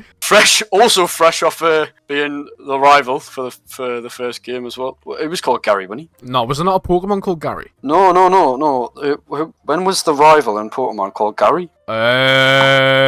It wasn't Kanto. No, he had the spiky hair. I swear down, it was the first game. So it was Kanto? Yeah, I swear down. Gary. It must have been Kanto, though. He has spiky hair, man. Anyway, Brock and Gary, surely they named them after them too. Must have done. Right, that's too much of a coincidence. Come teleport quick, don't end round. Yeah. I almost did, but Widow's there. Almost got us. Right. Brock and Gary acquired the Focusing Stone so they could level up his, evolve his Geodude or something. I don't know.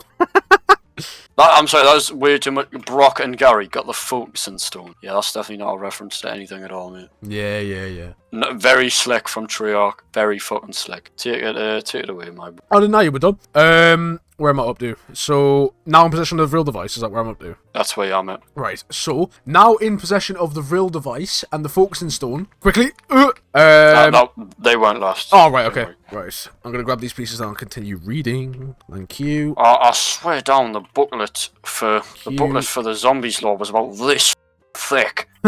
No, About this thick, man. The zombie storyline, man, it's massive. Look how big it is, man. It's massive. It's about that big if I can put it into space, you know what I mean? Fucking that big, man. Right, so, up. Okay, right. So, up. Now in possession of the Vril device and the Focusing Stone, Ultimus Richtofen was ready to return to the moon. Ultimus Dempsey, however, fired the 3179 JGB-215 while inside the teleporter. The 664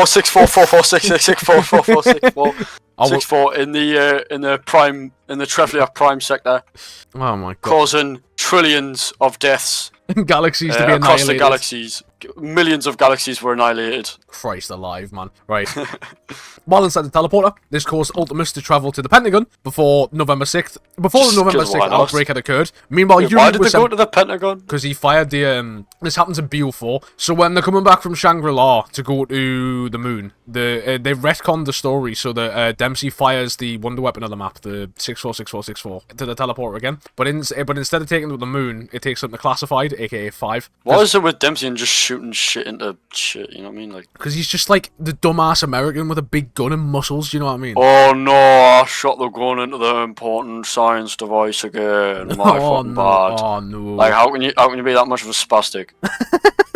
How so nice he had to do it twice. Lovely. It's unreal. Right. Dog. Where am I What up the to? dog doing? Before the November 6th outbreak had occurred, meanwhile Yuri was sent by Samantha to release the zombies kept in the Pentagon before being sent to November 6th. Once in the Pentagon, Ultimus travelled to the Groom Lake, Nevada, where they used the teleporter to reach the moon. the Groom Lake where Groom Lake. Rick Toffin and Samantha had their final showdown. Mate, they are trying to tell us something, man. Like, that's Maybe. What was the code again? Oh, up. Oh, up, it was, mate. Oh, up. If you don't get this right, we're gonna explode and die. Did I get it right? I don't know if I got it right. Hang on. Better have, like, you're fired, you fraud. No. Did you do it? I think so. Hang on. That sounded right. That didn't sound good. The thing after it there when it went. Eh! Yeah, no, is that not a good noise, mate? No, hang on. Oh no, it is a good noise. It's open. All right, nice. I get a free gobblegum, and I got respin cycle. Okay. Come down here.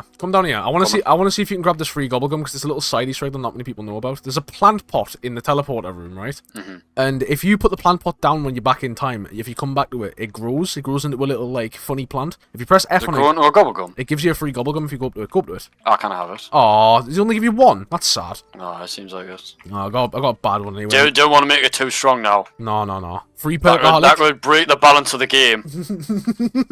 How now? It's a tough world game design. You are up to once inside Griffin Station. Oh, okay. Once inside Griffiths, bro. I keep saying Griffiths. Why am I saying, like, honestly, Griffin Station. On October 13th, 2025, Ultimus reactivated the telly and tuned in a bit more Family Guy.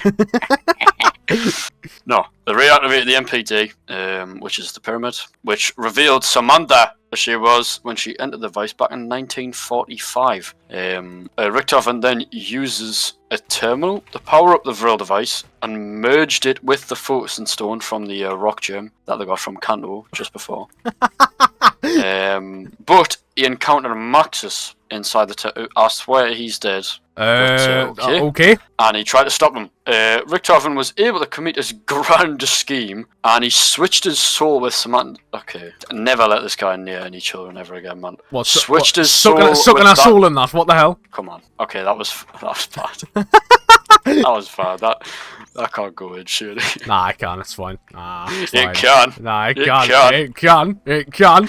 Switched his soul with Samantha's and gained full control of the ether. And Samantha was trapped inside Richtofen's body, which honestly would not be mad about. I'd love to be trapped in Richtofen's body. I would love to be trapped in Richtofen's basement, if I'm being fully honest with you, mate. What the hell? Sorry. What the hell? A bit like Samantha. Moving on.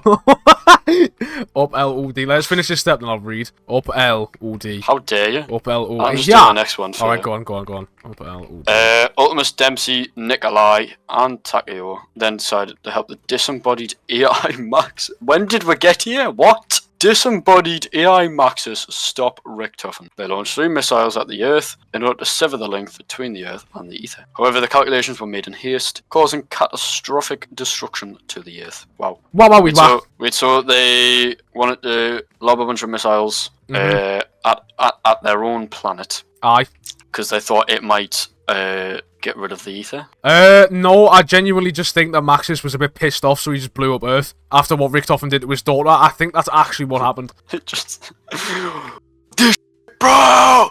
So, I'm raging! I'm gonna blow everything up. Do you remember before when it was like Maxis... That is so real, actually. Do you remember before when it was like Maxis was learning how to fuse himself with Lecky? So he fused himself with the computers at Griffin Station. So is that Maxis drone? No, that's completely different storyline. Oh, okay. But nah, he fused himself with the computers at Griffin Station, and then basically told Samantha blow up the Earth now. It'd be funny. So if you can, I put 2 and 2 together. Why do you think we're blowing up the the moon under Eisendrache. Why'd you think? That's what we're doing right now. Yeah. That's what we're doing. We're helping AI Max. That's him. He's speaking to us now. No. You've got it That backwards. is him on the speakers. That's not Maxis, that's Groff. You've got it backwards. So on Moon, the map Moon, right? Yeah. You blow up Earth as part of the Easter egg. So this map is at the same time as Moon. So we're gonna blow up the moon. We're gonna blow up the moon so we can't blow up Earth. So who's on the moon trying to blow up Earth then? Groff is currently on the moon talking to us, being like, "What you doing? Stop it! What you doing?" So Groff is trying to blow up Earth. It's sometime before Moon, because when we get there, Groff's dead. But I know. So Groff at the minute is like, "What are you doing?" Because he's clearly trying to blow up the moon, and I'm on the moon, so this is like truancy in that, because like I'm German as well. Why are we not mates with Groff? Like Ultimus Richtofen was. We're playing as Primus Richtofen. Oh god, I'm already lost. Yeah, I know. Just keep reading. Keep reading. I can feel me brain fold starting to strain.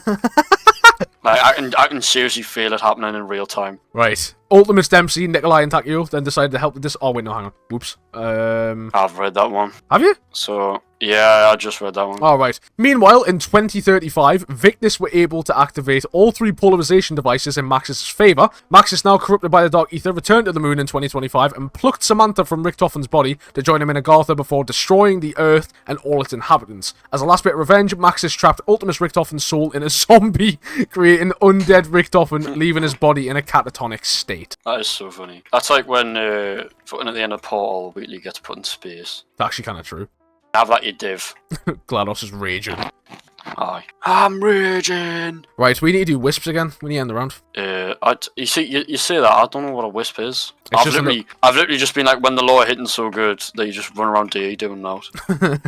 Like I'm actually just slide. I'm just like G sliding everywhere, doing nout. Right, I've read my bit, mate. Have you done your bit, like? I have done my bit, mate. I've done my bit. Now you. Ultimus Dempsey, Takeo, Nikolai, and Richtofen's catatonic body were then accidentally teleported back to Groom Lake.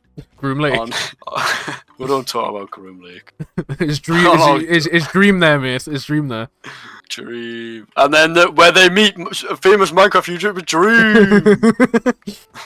1963. And then they were captured by Purnell and kept in Hangar 4, wherever that is, and whoever Purnell is. And they were to be experimented on. Several months later, on October 13th, undead Richtofen stepped out of a portal from the empty Earth and re-merged his soul with Ultimate Richtofen. What the is going on? Waking him from a coma. Sometime later, Primus teleported inside Hangar 4, where they wait. What? Primus is us. Yeah, Primus is us. Primus is us right now. So after this, we're gonna teleport inside of Hangar 4, and then we're gonna free Ultimus. I think so. You've kind of lost me at this point as well. Okay. Just keep reading.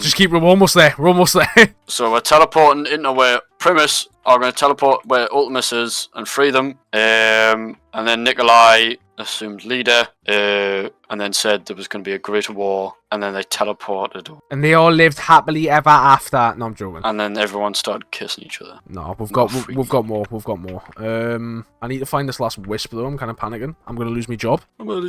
So where does it say about like when Richtofen done that devious lick on the summoning stone? That'll be a bit further down, to be fair with you. How was there more? There's so much more. There's that was like from a beginning to an end. Like, no, there's more because like there's different dimensions and stuff. It's ridiculous. Oh my god, bro.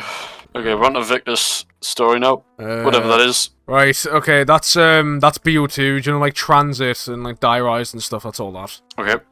I'll start reading one memento. Hang on, just checking where this wisp is. Oh my god, man, where is it? What is this? I don't know. I forgot. Oh my god, I've actually had more fun punching metal than doing this step. I've had more fun eating metal, mate. Right, there we go. Go teleport, don't end round. Oh, shit. No, never mind. It's not lost. There's a few good little zombies kicking about, so... Lovely. Let's go. Reach fly in here. Oh my god, lean teleporter.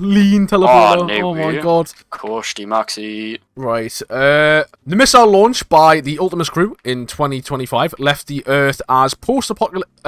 Oh my god, Fallout! No way, Fallout! Mate, it was this crumbled and post-apocalyptic. It was like that apocalyptic. Oh my god, You know no what I mean? way! What the hell?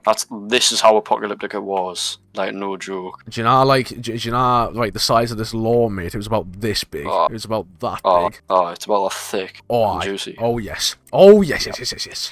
Oh, yes. Why we're here? Because I grabbed the thing we need to grab. Now we can go. As survivors began to band together to form a small human community and shelters to protect themselves from the new global undead, Max has realised that the failure of his original plan due to hasty calculations and began contacting survivors to help him with his plan B. Activate a global polarization device that opens a gateway to Agartha. Agartha? Agartha mentioned, bro? Agartha dropped. Alright, get in, quick, go, go. What if I don't? No. Where's it up to? Agartha, where he would overpower Richtofen and use his energy to heal the Earth. Unbeknownst to his followers, Max has secretly planned to commandeer the Aether's energy for his own use to open the gateway to Agartha and reunite with Samantha. Guess what Samantha. gum I've just got? ABH. which would ultimately destroy the Earth and its people. Right, so we're in a post-apocalypse. So this timeline was created by Ultimus going to the moon and blowing up the Earth. Aye. Right. Earth is now still inhabitable somehow, but it is apocalyptic. Yeah. Yeah. Is that right? Yeah. So we're Okay. still in the same timeline. This is just what Victor did at the same time, if you know what I mean. Yep. Okay. So we are now in an apocalypse, which is where transit happens. Does look pretty apocalyptic, to be fair. Fair play. Anyway, so Richtofen, unsatisfied with his limited power over the undead, planned to activate these polarization devices as well, which would grant him further manipulation of both zombies and humans and mend the rift, which was a direct gateway to Agartha, which would eternally damn the soul. Now that is raw. This would oh my god. This would eternally damn the soul of Samantha Maxis in the process. Jesus Limited to Christ. communication with only those capable of hearing the voices of the ether. Ultimus Richtofen began his own quest for unlimited power. That's Right. fucking raw from Richtofen, to be fair. Come find me, because we're doing that circle step again where we have to fill the souls with the bows. Alright then. Oh, I'm about to die. Oh, there's so many numbers here. Wait, imagine if I just ABH'd here right now. Swear to God, man! Imagine. How do I even get to you? I'm in the power room. Oh, wait, I think I know. Get off, dog. You can't a Dirty dog, dog. mate. Right. Dirty dog. Where am I up to? Over the years, Maxis' followers started constructing the first polarization device near the Hanford site in Green Run, which is, what's it called? Transit. However, the followers began to doubt his goals and believing him to be evil, proceeded to destroy the devices. Meanwhile, the Flesh, a society of survivors who ate the undead, was formed. You know, as you To do. be fair, that would be a bit of me. That's you. You need to shoot. I couldn't even tell. I was looking for the borders. I couldn't even see out. Just shoot one of them storms on the floor. Yeah. As they began to hear Ultimus Richtofen, who was trying to persuade them to construct the polarization devices. Eventually, a battle broke out between Max's followers and the Flesh, with only a few left to escape as an undead horde descended upon them. Okay. So, people wanted Maxis in power, and people wanted Richtofen in power, so they all broke out and fought each Very other. political, that. Very political. Finish this circle off and then read your next part, mate. I can do it. I can do it at the same time. Oh, go on. Letting blow is so easy. Several years later, in 2035, Martin Johnson, the sole survivor of the nuclear incident at Camp Edward and the missile strike, bloody hell, met with Abigail Misty Brighton in a diner near Green Run, where they also encountered two more survivors. Russman, who was a former Broken Arrow operative, whatever that means, and Samuel J. Stullinger, one of the remaining members of the Flesh, who used a stolen bus for transport. I wonder if this will have an effect on gameplay. The four would be known as victors. Wait, so these are the people you play as Transit and also Dairise? Dairise and Buried, yeah. Okay, so she's the annoying lass that... Because I remember, like, one of the first maps I played when I loaded up BO2 was unfortunately Dairise. And I was just like, who is this stupid annoying lass, man? Like, her voice sounds so annoying. Right, keep the dogs off us, and I can read eye. So, activating the polarization devices. At the Hanford site, Victus was contacted by Maxis, who revealed the town contains a polarization device required for his plans. At the same time, Ultimus Richtofen contacted Samuel, instructing him to foil Maxis' plans by activating activating the tower in his favor, beginning a race for power between Maxis and Ultimus Richthofen. Victus ultimately activated the tower for Maxis, consuming the essence of the entity known as the Avogadro. Are you cool? It's a Panzer! Oh my god. I was red there. Where is he? He's behind. He's here. He's dead. There you go. Alright, fair. Right. Fuck me. That was terrifying. Just spam your bullets of max ammo there. Don't pick it up yet, though. Alright. Might as well maximize this max ammo. Ah ha ha ha. I'll maximize the ammo. Wait, say that one more time. But slower. Alright, let me shoot. Alright, go on. I'll just see if I can shoot dogs and that. There you go. Right. So, you're up on the second paragraph of activating the polarization devices, mate. Alright, hang on. Victus was then teleported? Is that me? Yeah, that's you. Victus was then teleported by Ultimus Richthofen to a skyscraper in the crumbled city of Shanghai. Ooh, I wonder what that is. We have no information or like visual representation of this, so I'd like to read it thoroughly. It's amazing. Yeah, it's you. Province 22, China. In an attempt to gain control of the tower located there. Well, shit, fucking hell, I'm being fried. Right, back up. Right, there we go. Keep reading. Okay. Max has also contacted Victus, hoping to convince them to give him control of the tower. Richthofen tried to blackmail Samuel into cooperating by threatening to reveal to his allies that he consumed undead meat. That's so like primary school. I'm gonna tell your mates that you ate meat, haha. Bit weird that like. You wouldn't want them to know, would you? I'm gonna spread rumours. Do you know like the PSAs that they would show you in school? Yeah. About like blackmail. About like online grooming and that, and they would stop with like Coldplay at the end and stuff. Yeah, I remember. He said he was gonna tell me teammates that I eat dead meat. I didn't have a choice. I was so scared. He put the messages on a USB stick. He put the messages on WhatsApp. He said he was going to show everyone. I was scared. I was alone. I was scared. I didn't know what to do. I was only 14. Anyways, where am I? Every time the group failed to carry out the objective and was killed by the zombie horde, Richthofen would use his power to bring them back. With no memories of their previous failures or deaths. I didn't know Richthofen could just do that, like. What do you mean? I didn't know he was that powerful that he could just bring people back to life. He's became essentially just like a god at this point. Which is EBH right to you? Yeah. No, mate, I'm already where you were. You've just left. Oh wait, watch it. I'm EBH back to you. No, top I EBH about 3 feet. Right. Victus ultimately activated the second polarization device in Maxis' favour. So Maxis gets a bit more political power or something. Gets a bit freaky. Maxis gets a bit freaky in return. I keep getting Thunderwall on me gun. I love Thunderwall, mate. Victus managed to escape the building they were trapped in and started to wander the world to reach the rift, hoping to find the answers about unforeseen forces commanding them. They travelled through the remains of Europe, crossed the Sahara Desert, and by December 31st, 2035, found a western town buried underground near the rift in southern Angola. Buried. The town was it buried, mate? Yeah, it was. It was the same place where Jeb Brown made the Pack-a-Punch machine. Was the town buried? It might have been buried, mate. They should make a playable map out of that. They should make DLC. I think that would make an excellent and interesting set piece. I think they should make a DLC 3 for Black Ops 2 called Buried in the Apocalypse DLC pack. That'd be a good idea, wouldn't it? Shame they never did. No, wasted opportunity there, like. Yeah. Where was that up to? Right, hang on. No! I'm here for you, King. Don't worry. It's like the end of round anyway. Right? Yeah, I know. I just got cornered by a bunch of zombies. I got cornered by a bunch of zombies behind a wooden crate. You're alright, mate. Oh, hang on. What did I lose? Oh, Lucas, I'm not even arsed. I need to just go get Perkaholic. Roll for perk. I'll keep you steady. Okay, I got round robin, mate. I just flip round, spin again. Yep. Spin again.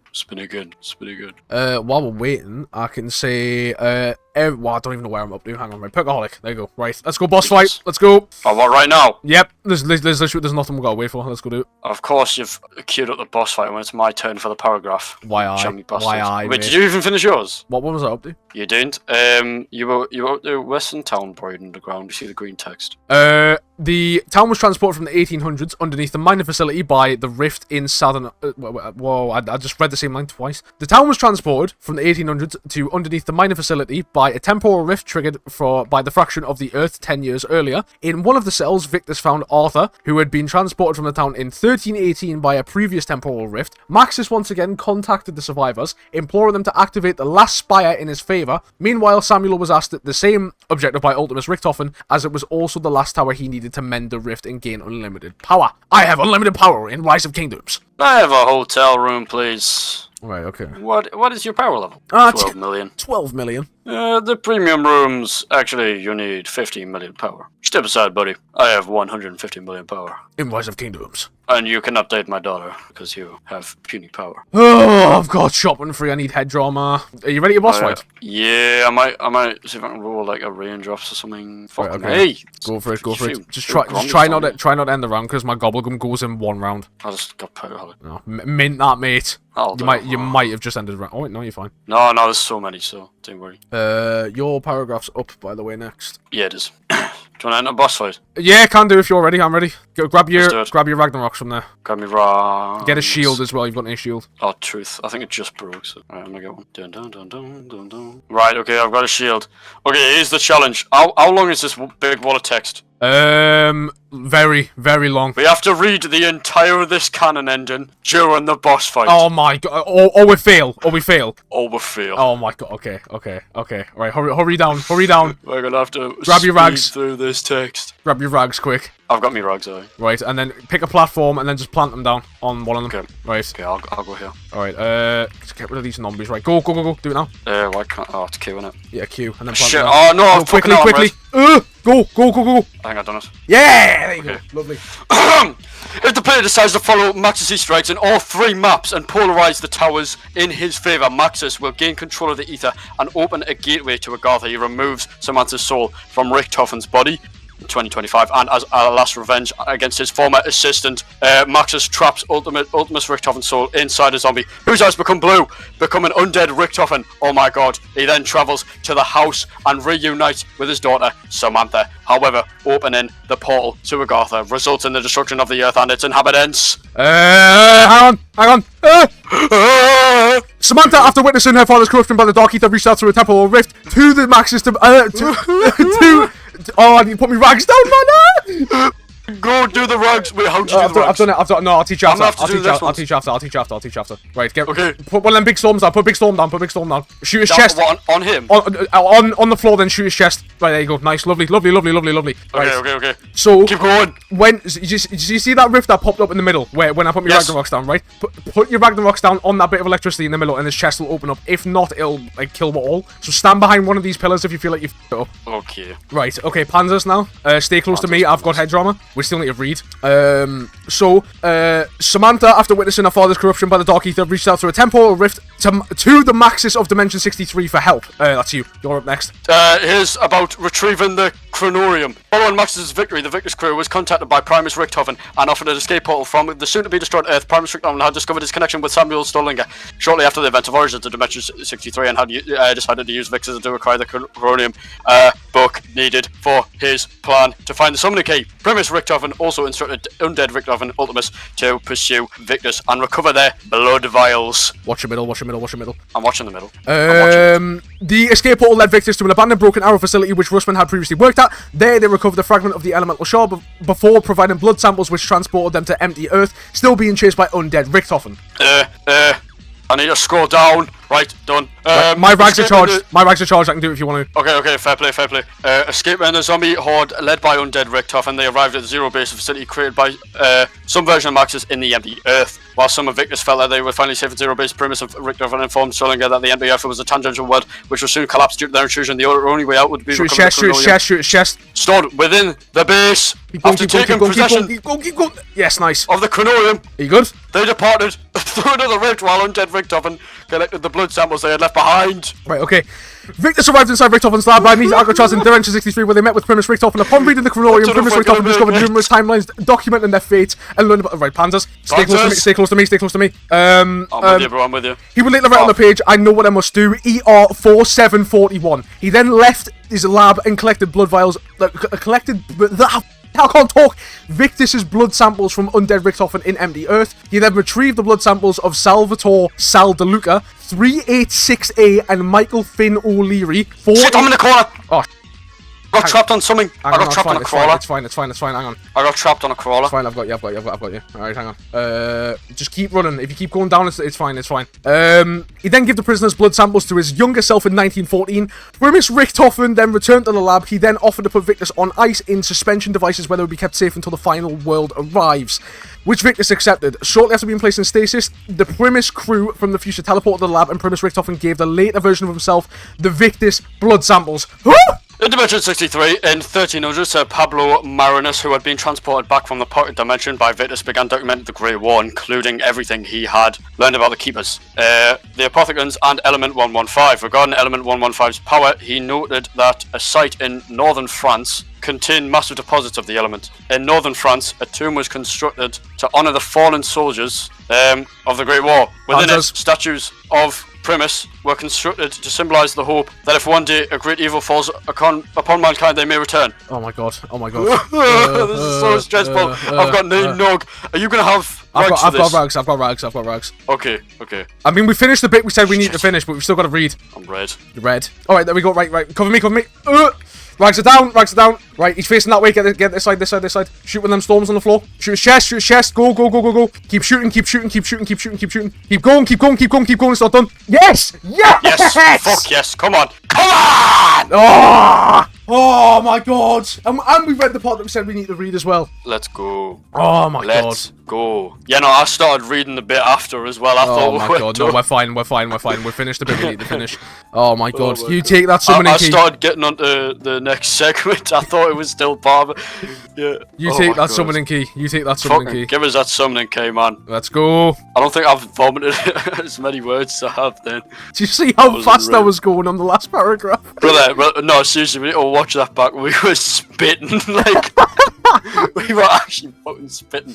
I don't think I've ever rolled that many words. My words per minute was unreal. Do the honours. Yeah, go on then. Blow up the fucking There we go. There you go. And now I know exactly where this fits into the lore. Let's go. And now you do too, because I explained it on Reddit in a very user-friendly and non-intimidating way. Connection interrupted. Classic. Why not? You lagged out before the cutscene. I'm still watching it. I'm still watching it. Like. Oh my god. Yeah, I mean. You're back. You're back. Oh yeah, no. Okay, fair enough. Yep, lovely bit of lovely chuppy. There's another part where we kiss. Is this the part of the storyline where we kiss? I don't remember reading that. Leap into it. Read! So, several centuries later, Dr. Ludwig Maxis and Dr. Edward Richtofen, who would later be known as Primus Richtofen, joined Group 935 in 1914. I need to shoot my bow, kind of forgot. Yeah, that was the thing. Primus Richtofen was visited by an older version of himself who handed him 2 blood vials and explained that he would need this blood, and when that time came, they would protect him. The older version of Primus Richtofen then left through a rift. In 1916, Group 935 discovered the journal of Sir Pablo Marinus. Using information gathered from the journal, Group 925 began work at a dig site in northern France, where they discovered a series of underground tombs. They struggled to gain access of the tomb's main chamber till the entrance unexpectedly opened when soldiers listened to a recording of Le Source Noire. The camp's exposure to Element 115 began soon after. So is this Origins? Hang on, let me see. Where's this? So, we're going to dig site northern France. Yeah, this is Origins. So, Group 935 continued experiment with Element 115 and the rifts. One day, an ancient box... Yeah, you skipped a paragraph. Did I? What? Yeah, you did. Divinium? Wait, Gobblegum Law? Oh, Gobblegum Law, get it. Right. In 1917, Group 935 experimented with Element 115, dubbed Divinium by Maxis, and successfully created localized energy fields which appeared to function as portals. Maxis noted that the objects could pass through them, and speculated that the rifts may have opened a gateway across space and time. After witnessing the corruption of her father in the Dark Aether in the house, Samantha reached out to the Dimension 63 Maxis. What? Actually, what? What on earth? Dimension 63 Maxis. Through the rifts Group 935 had opened, she begged for his help and revealed she was his daughter. Okay. Group 935 continued experimenting with Element 115. I'll fucking have that. And the rifts. One day, an ancient box arrived. Hang on, there's a zombie crawling on us. Oh, you're too far up the stairs. Come down. They need to come down. Yeah, they'll stop because they come up from there and then there. But if you stay like towards the bottom of the stairs, they won't come up from there. What'd you get? Max ammo. Ooh, lovely. All right. I'll start using bow actually. Right. Group 935 continued experimenting with element 115 and the rifts. One day, an ancient box arrived through one of the portals. The box had the power to manifest weapons from different eras. Maxis feared element 115 was disrupting the space-time continuum. Peabody and Following Sherman. the installation of element 115 power generators. Reports of ancient figures emerging from the dig site, where 2 German scientists on the battlefields of the Great War. Mysterious deaths of several Group 935 soldiers. Using element 115, they construct 4 giant robots, which we know very well, including 3 named Freya, Odin, and Thor. I love that they have names. Wait, hang on. 4? What? There's 4. Yeah, there's 4 of them. Oh, the crashed one. There's the crashed one next to the tank. Oh yeah, I remember that. I'm really proud. I found that myself on me Todd. I was quite proud of it. Primus Richthofen noted that despite 935's progress at the site, he was troubled by Max's growing obsession with Pablo Marinus' diary. Meanwhile, Primus, Tank Dempsey, Nikolai Belensky, Takio Masaki were dispatched by their respective governments to gather intel and investigate on Group 935's weapon technology and capabilities. By 1918, Maxis had become obsessed with Samantha. I don't know if it makes it more or less weird that that's his daughter. Yeah, I don't know. I'm not sure. Anyway, regardless, she spoke to him constantly. He believed her to be the key to everything and eventually swore to no longer serve 935's mission. On June 4th, 1918, Element 115 awakened the undead knights from the Great War who quickly consumed the camp. Maxis was rendered catatonic from the element by the element, but Primus Richthofen was able to remove his brain before he turned. Primus Dempsey, Nikolai, and Takio. There's a Panzer. Where? There's a Panzer. I see. Ow. Oh, it's 2. There's 2. Go up. You got your rags, perchance? Oh, that'll do. Firebolt is alright, actually. Behind! Shit, Fuck, I'm down. You're down? I got you. Yep. Do you want to go get your perk? Then that'll come with you. I'm an ABH. Alright, would you go? ABH right to a gobblegum. Oh, unreal. Which gives undead man. Bloody hell. Are you good? That was close. Yeah, no, I just got jumped by a bunch of zombies. I went, no way. I probably should have took that undead man, actually. That would have been alright. I'm on my way to cover your bonds. Hang on. Oh. What is that? That's perk, isn't it? Here you go. Fuck, I cannot reach it. You got it. No, go. Ah. Fire seal. Right, that's perk. You got it? Yeah, I got it. Alright, nice. So let's head back to the camping spot and resume. I need to be ready, a bit more ready with the... Wait, where's my bow? Oh, it might have been your mule kick weapon. Just go pick it back up. Okay. Is it in the... It'll be in the boxes. It just goes back to the boxes. I'll have that. I'd love to do Void Bow with you just so you can figure out how it actually is. Okay, minor incident there. I'm gonna roll a gum, see what I get. Yeah, to be fair, I don't know why I haven't just picked one up for the sake of it. I've rolled on my gums already. I'm gonna roll a couple now. Crate power, don't need that. Perkaholic, because I just need that, don't I? Because I've just not got all my perks. And what else are you giving it? Shopping free. Oh, it's leveled up.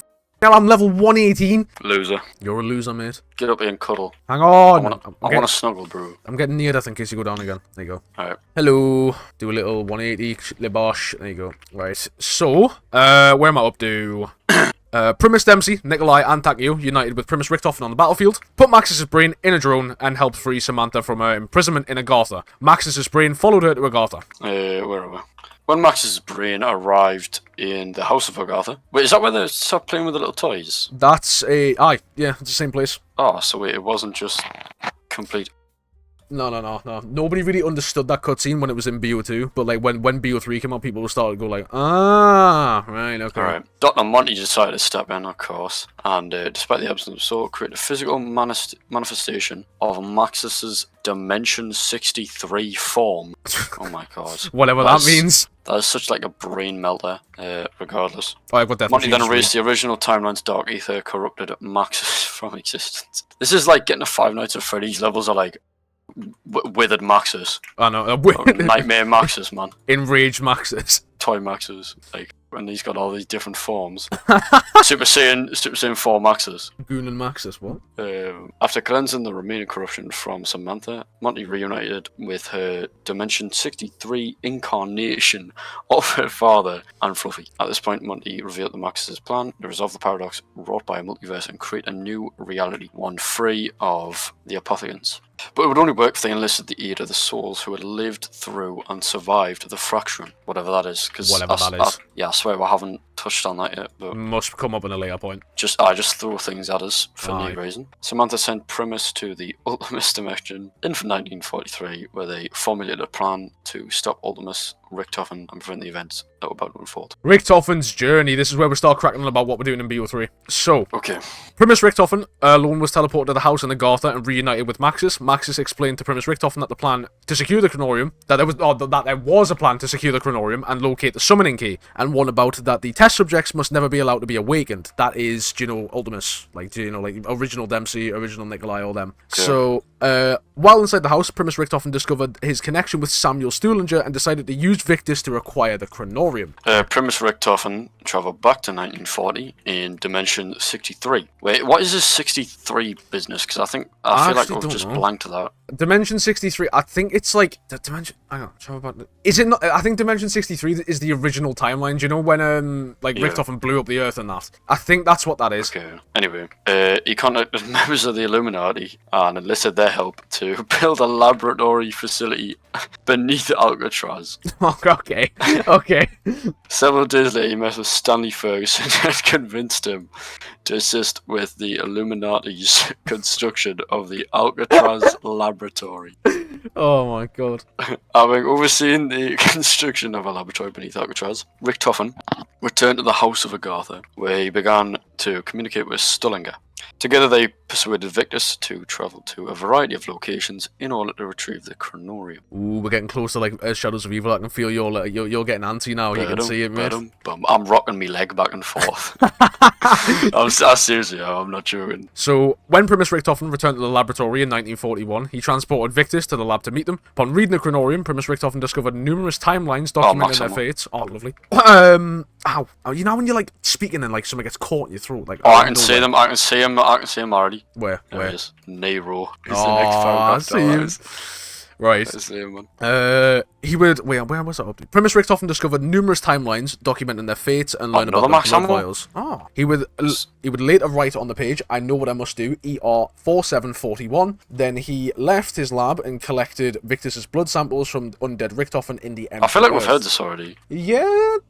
Yeah. Hang on. Yeah, no, hang on. No, we've read... Oh, I think no. this is just copy-pasted. Yeah, it'll be the same events that's happened in two timelines. So, in short, they've gone and got the blood vials from Sal and Michael, who were in Mob of the Dead. So, Okay. hang on, I'm just making sure. Right, no, this is different. Shortly after putting Victus in stasis, the rest of the Primus team arrived in the lab from the Prototon Fracture. Okay, whatever that means. And Primus Richtofen gave them Victus's blood samples. Following the departure, Primus Richtofen learned the location of the summoning key and traveled to Morgue City. This is where he yoinks it. Yeah. The most utmost devious lick of all time. There he learned that the reporter had the summoning key and confronted him. The reporter, who had been warned by Monty's letter not to give the summoning key to anyone, ordered Richtofen to stay away before attacking him. Primus Richtofen killed the reporter in self-defense, but was unable to retrieve the artifact as the crate containing the summoning key had been sealed with an ancient magic. In Morgue City. 4 individuals with checkered pass. Floyd Campbell, Jessica Rose, Nero Blackstone, and Jack Vincent, I suppose, were influenced by the Shadow Man to kill someone they knew. They were drugged and upon waking were manipulated into conducting a ritual. Panzer. Thinking it would log in, I'll do Grovs. There you go. Is it just one? No, there'll be two. There'll be two. There is 2. This is why I wanted a shotgun, because they're just unreal fit. There you go, he's dead. Yeah. Right, nice. I was checking me back like every 3 seconds here. Right, I think we're good. We good? Yeah, we're good. Right, okay. Trying to interrupt my moment, man. I know. They were drugged and upon waking when conducting a ritual, thinking it would absolve them of their sins. Instead, it allowed the Apothicons into Dimension 63.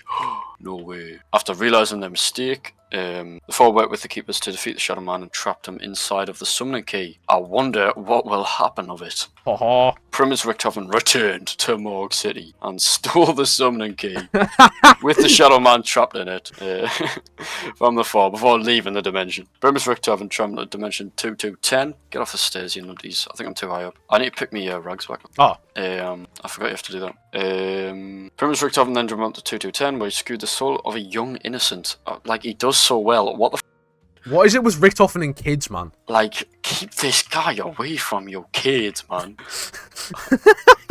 Good lord. So we need to talk to you about your summoning key activity. We need to talk to you about your ether travelling activity. Does Edward Richthofen ring Fuck a bell? me. Yay.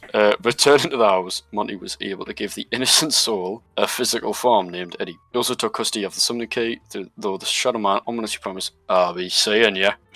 Foreshadowing his planned escape. Primus Richthofen then returned to the Ultimus dimension, where he stepped out of the teleporter moments after Ultimus Richthofen had teleported Maxis and Samantha away and killed his Ultimus self, triggering fractures across space and time. What a div. Okay, we're on to the Shadow Man's plan now, mate. Oh, this looks nice and lovely. Look at like the text on the screen. It all goes down in like a lovely little like expanded manner. That looks awful. That looks amazing, mate. Bite sizes. Right. The Shadow Man was the only Apothicon to survive the banishment in the Dark Aether and travelled across the multiverse to find a way for the other Apothicons to reach Agartha. Posing as Mr. Rapt, the Shadow Man hired the same reporter, this poor guy, across different dimensions to retrieve the summoning key as well as the components for the Agartha device. After learning the fate of Salvatore Sal DeLuca, Billy Handsome, Albert Weasel Arlington, and Michael Finn O'Leary in Dimension 63, the Shadow Man contacted the Warden of Alcatraz during the 1930s and corrupted him. In 1932, Salvatore DeLuca, Billy Handsome, Albert Arlington, Michael O'Leary were all convicted and sent to Alcatraz. The next year, on April 1st, Arlington convinced the other three they could build a plane and escape the island. By the end of the year, however, the others realised the plane would never be completed. Embittered, they plotted to get revenge on Arlington. On December 31st, 1933, DeLuca, O'Leary, and Finn lured Arlington to the roof and killed him. The Shadow Man revealed to the Warden that he would transform the island with the souls of the four mobsters and create a trap to ensnare Primus Richthofen inside a pocket dimension. Max ammo down Ooh, hello. Oh, wait, not in you. You got it? Yeah, I thought it was a max ammo. Alright, nice. I actually, well, before we keep reading, I need to go try and spin for raindrops. I'm running out of ammo. Yeah. I'll spin for one as well. Hang on. Just keep spinning. Got it. You got it? Yeah, I got it. Fair. There you go. Oh, they're all floating, man. I hate when that happens. I jump for them. Go on. There you go. You got them. Good dog. Good dog. Oh, it's a death machine as well. Oh, we're twinning right now. Oh my god. I'll hold the angle on this one. I'm holding all the angles, man. It's a pretty good time to read, to be fair. Got nothing to worry about. They were. It's you, mate. No, I just read the on December 31st. No, I've read the read that one? I just read that out. Oh, did you? Yeah. My bad. Hang on. You holding that nasty angle? Mm-hmm. Alright, go on then. In January 1934, just a few days. What is going on? Oh, fucking shit myself there. Just a few days before they were executed, Primus. I thought it was a Prime Richthofen there.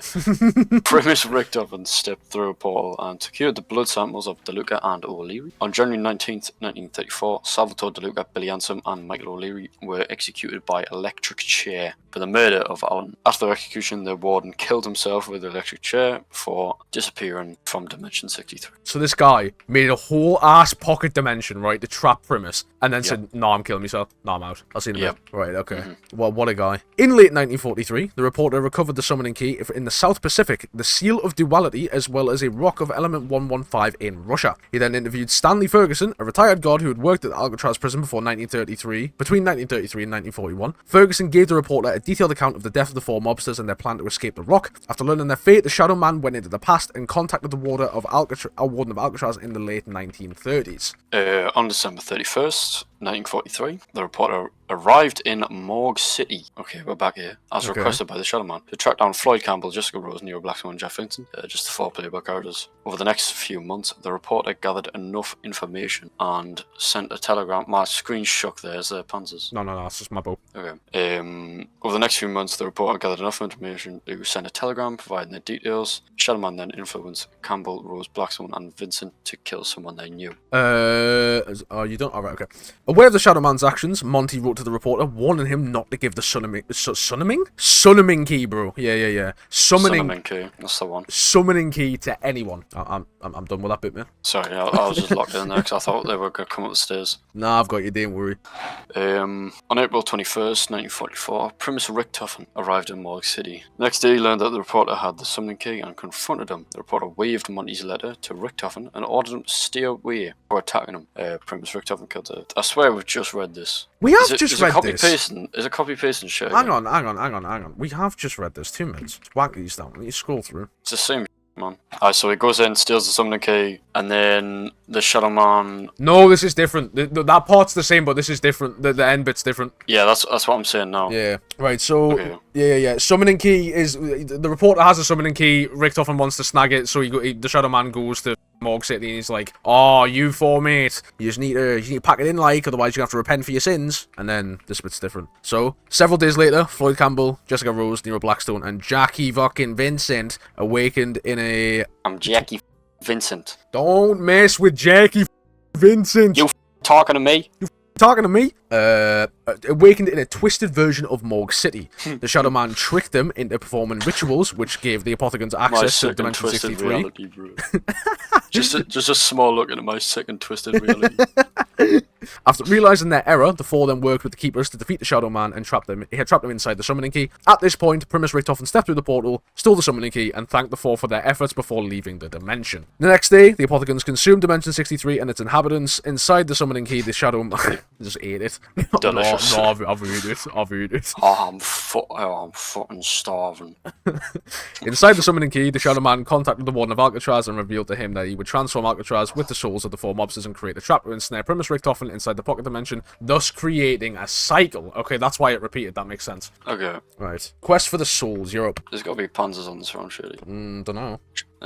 Doesn't seem like it anyways. I'm gonna get that nuke. I think we're fine. Alright, fair game. Where are we? Quest for the souls. Quest for the souls. Yep. I need to scroll. In the Ultimate Dimension, I keep thinking that says Prime Dempsey, who went Prime Dempsey or Guru. Primus Dempsey, Takeo, and Nikolai were teleported in by Samantha and arrived at the Duries facility moments after Ultimus Richtofen teleported Maxis and Samantha away, and they ordered him to awaken the test subjects. Ultimus Dempsey, Nikolai, and Takeo, who had been kept in stasis prior to the outbreak at Duries in the original timeline. At this point, the teleporter reactivated, and Primus Richtofen, now in possession of the summoning key, emerged and killed Ultimus Richtofen, collecting his soul with the summoning key, triggering fractures across space and time. So that's just like when Richtofen done his devious lick, he come back to Duries and killed himself, like the different version of himself, so he can grab his soul. Right. So yeah. So do you know that? You ever seen that? Yeah, I'd imagine you've seen the Giants opening cutscene where like he steps out the teleport and just shoots himself in the face. You've not seen that, right? So that basically, so you know Richtofen you're playing as now. Yep. And you know Richtofen from Black Ops 1 and World at War, right? Yep. The one from BO1 and World at War. Very different guy. Yeah, very different guy. He's standing there, right? Where like he's standing there at the teleporter trying to do the trials and that. But instead of Maxis being in there, it's his younger self, the one you're playing as now. He steps out the teleporter, pulls out a pistol, and shoots himself in the face. It's so raw. That cutscene is unreal. We're gonna have to watch it after this. I need to see that actually. So have you finished that bit? Aye. Right. Now inside the Deceptio fracture, Primus lit up a beacon within the facility, enabling Maxis to know where and when they are. I don't go halfies on this one. Yeah, I'm down. That is wrong for me not to be able to like. That is foul. That is foul. This one. Right. Do it to. So when you get the Keeper, panzers. Okay, look in. Yeah, hang on. Oh, I've got the wrong gun out. Hang on. Oh, that fireball's actually not half bad, you know. It's doing well. I'm constantly checking my back for more. Right, watch. There you go, one's dead. He's trapped, I think. He's not trapped anymore. I'm pulling my boat. There you go. There's three. Mate, what am I being hit by? Ow. Calm it down, man. Mate. Right, run out. Go. Escape. Get out. I'm out. Right. Nice escape. Right, one's dead. There's just Where's one the next more. one? He's on me. He's faceless or whatever. Alright, nice one. Right, they're all dead, I think. Yeah, they're dead. Red. I'm Lovely. red somehow. What am I being hit by? There you go, I've shot a storm down Do there they too. shoot things out here? What, the panzers in this one? Yeah, they do. They shoot I was about to say. they shoot shock charges instead of having the claw like they do in Origins. It's really weird. Yeah, I was about to say, because it feels like I'm getting hit over the back of the head with a bat every time I get hit by it. Bonk! It's just like, dong. You know, like ears ringing sound effect. It feels like that, man. Right, well, Alright, I'm heading back up then now. Right, your rags are still here. I'll have that. Okay, do you want to go first, then from the Keeper, I will talk. Yeah. Using a giant robot at the Reese, Primus pursued a 935 truck. Oh wait, this is this DE? Yes, it's the Okay. Carrying a cryostasis pod containing Ultimus Dempsey. The robot, however, was shot down by the soldiers. Somehow. What? Them things are with a fucking panda. huge. No, do you know the start of the cutscene of this one where it's just like they're in the truck and he just takes a rocket launcher and shoots out the robot? Yeah, that one. I didn't actually watch it fully. Oh, I just like the opening- skipped the days. I'm not gonna lie, the opening cutscene for DE is mid, but it's good. I like the thing of the robot jumping. I think that's cool. Yeah. I like them robots. Anyway, Force and Primus 2 continue on foot. They reached a gondola station which took them up to Eagle's Nest, which is where we are now, no? Mm-hmm. This is Eagle's Nest. It is indeed. However, they were too late to stop Ultimus Dempsey from being launched on a rocket towards Griffin Station. As they carried on with their mission, Primus Richtofen posed as Ultimus self to fool Dr. Groff, though the latter gradually became suspicious of Richtofen's abnormal behaviour. Eventually, Primus redirected the rocket containing Ultimus Dempsey's pod to hit the castle courtyard. In retaliation, Groff activated a failsafe, preventing them tampering with the pod. Primus used the veil device from the cryopod to conjure up the spirit of a keeper. The keeper then teleported. Wait, no, this is you, isn't it? Hang on. Sorry, bro. So the Keeper then teleported the MPD from Griffin Station to the castle, but became corrupted by the Dark Aether in the process, forcing Primus to defeat it. Primus then used the summoning key to activate the MPD and launched dozens of V2 rockets towards the moon, destroying it along with all Group 935 members within Griffin Station. So they basically pulled the biggest Uno reverse known to man. Yeah. As they approached Ultimus Dempsey's pod, Richtofen revealed his plan to eliminate their Ultimus counterparts and preserve their souls inside the summoning key. Dempsey, though initially resentful of the idea, agreed to the plan and took it upon himself to disable the pod's life support system, ending the life of Ultimate Dempsey. As he died, Primus Richtofen used the summoning key to capture and preserve his soul. With the death of Ultimus Dempsey, their goal at Griffin Castle was completed. So that's basically what we've just done. Aye, essentially. Meant. Primus then teleported to the Prodigion Fracture. Yeah, we'll go with that. Prodigione. Prodigy. If you want to put like some Italian on it. Aye, that'll do. Prodigione. Aye, that'll do. Where they were taken hostage on board a Japanese ship in the Pacific Ocean. Oh, this is spoilers for Zetsubo for you. I don't care. While a Japanese officer was interrogating them, about the summoning key, a massive wave struck the ship, sending everyone off their balance. A brief fight then ensued, and the officer dropped the artifact. Primus then jumped overboard as the ship exploded and swam towards a nearby island where they found a Division 9 facility. Primus discovered deep inside the facility a giant Thrasher. What's a Thrasher? Thrasher's like the Panzer soldier out of that map. Okay. Just a big imagine like a big vine grown zombie with spores on him. Okay. Locked within a cell, which was revealed to be Ultimus it was Takeo. Fair play. So that is Takeo apparently, who was being experimented on, and he revealed to Primus Takeo that it was the Emperor himself who had ordered Division 9 to torture and experiment on him. That must have been a big deal because we know Takeo loves the Emperor. Yeah. No, like in the cutscene he starts like breaking down. It's unreal. Yeah. So, like I didn't even see that cutscene. I just know that must have hit, bro. Poor guy. Literally, like, do you know the thing where it's like guys will turn like 12 and make one of these 4 things their entire personality? It's like the Emperor. It's Takeo, which is the Emperor. Emperor Agartha, Ura, and Vodka. The Moscow Cathedral. Vodka. Oh my god, I've just read ahead. Okay.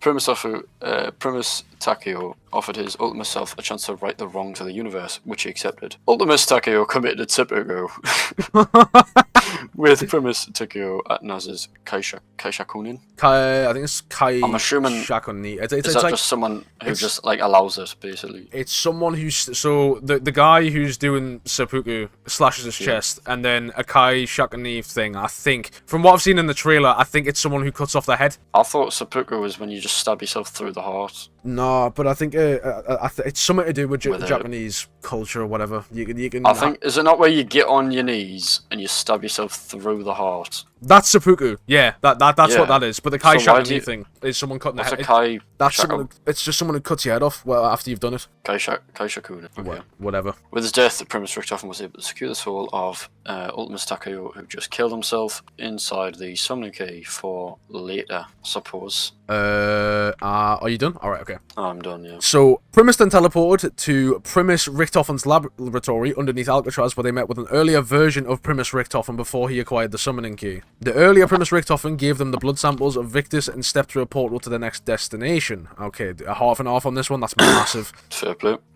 Primus accidentally teleported over the city of Stalingrad in the Agonia fracture. During the freefall, they grabbed onto the corpse of Peter McCain, who's just back in the story now. Welcome back. Welcome to the stage, Peter McCain's corpse. Welcome back, Peter McCain. You would have loved a good ray gun. Would have loved a ray gun. Would have loved a good ray gun. He never got to see the end of Attack on Titan.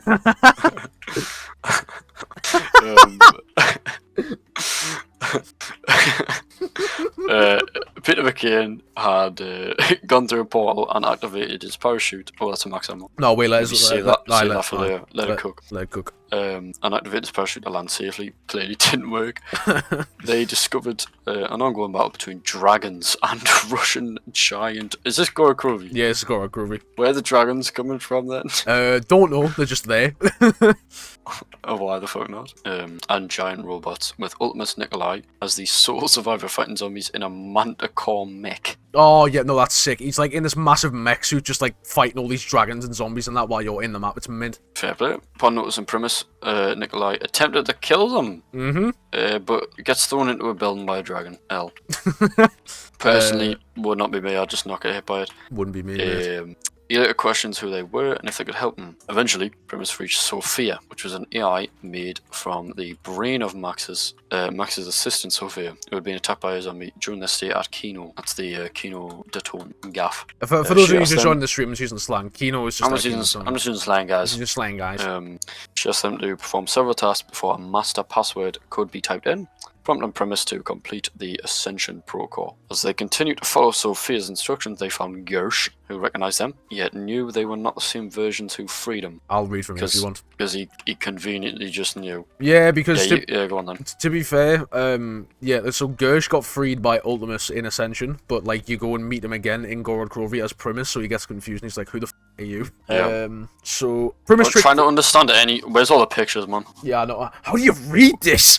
Where the picture? How am I meant to know what's happening without the pictures? So, Primus tricked Gersh into entering the systems of Sophia to extract information from him, leading to his destruction. With the Ascension Protocol completed, Sophia flew away through space and time in hopes of finding Maxis. During their mission at Stalingrad, Monty contacted Primus, stating he had seen their misdeeds and asked him to fix the universe, as they were partially responsible for its fracture. Primus then reached Ultimus Nikolai, who had made a temporary truce with them to kill the dragon. However, upon the dragon's death...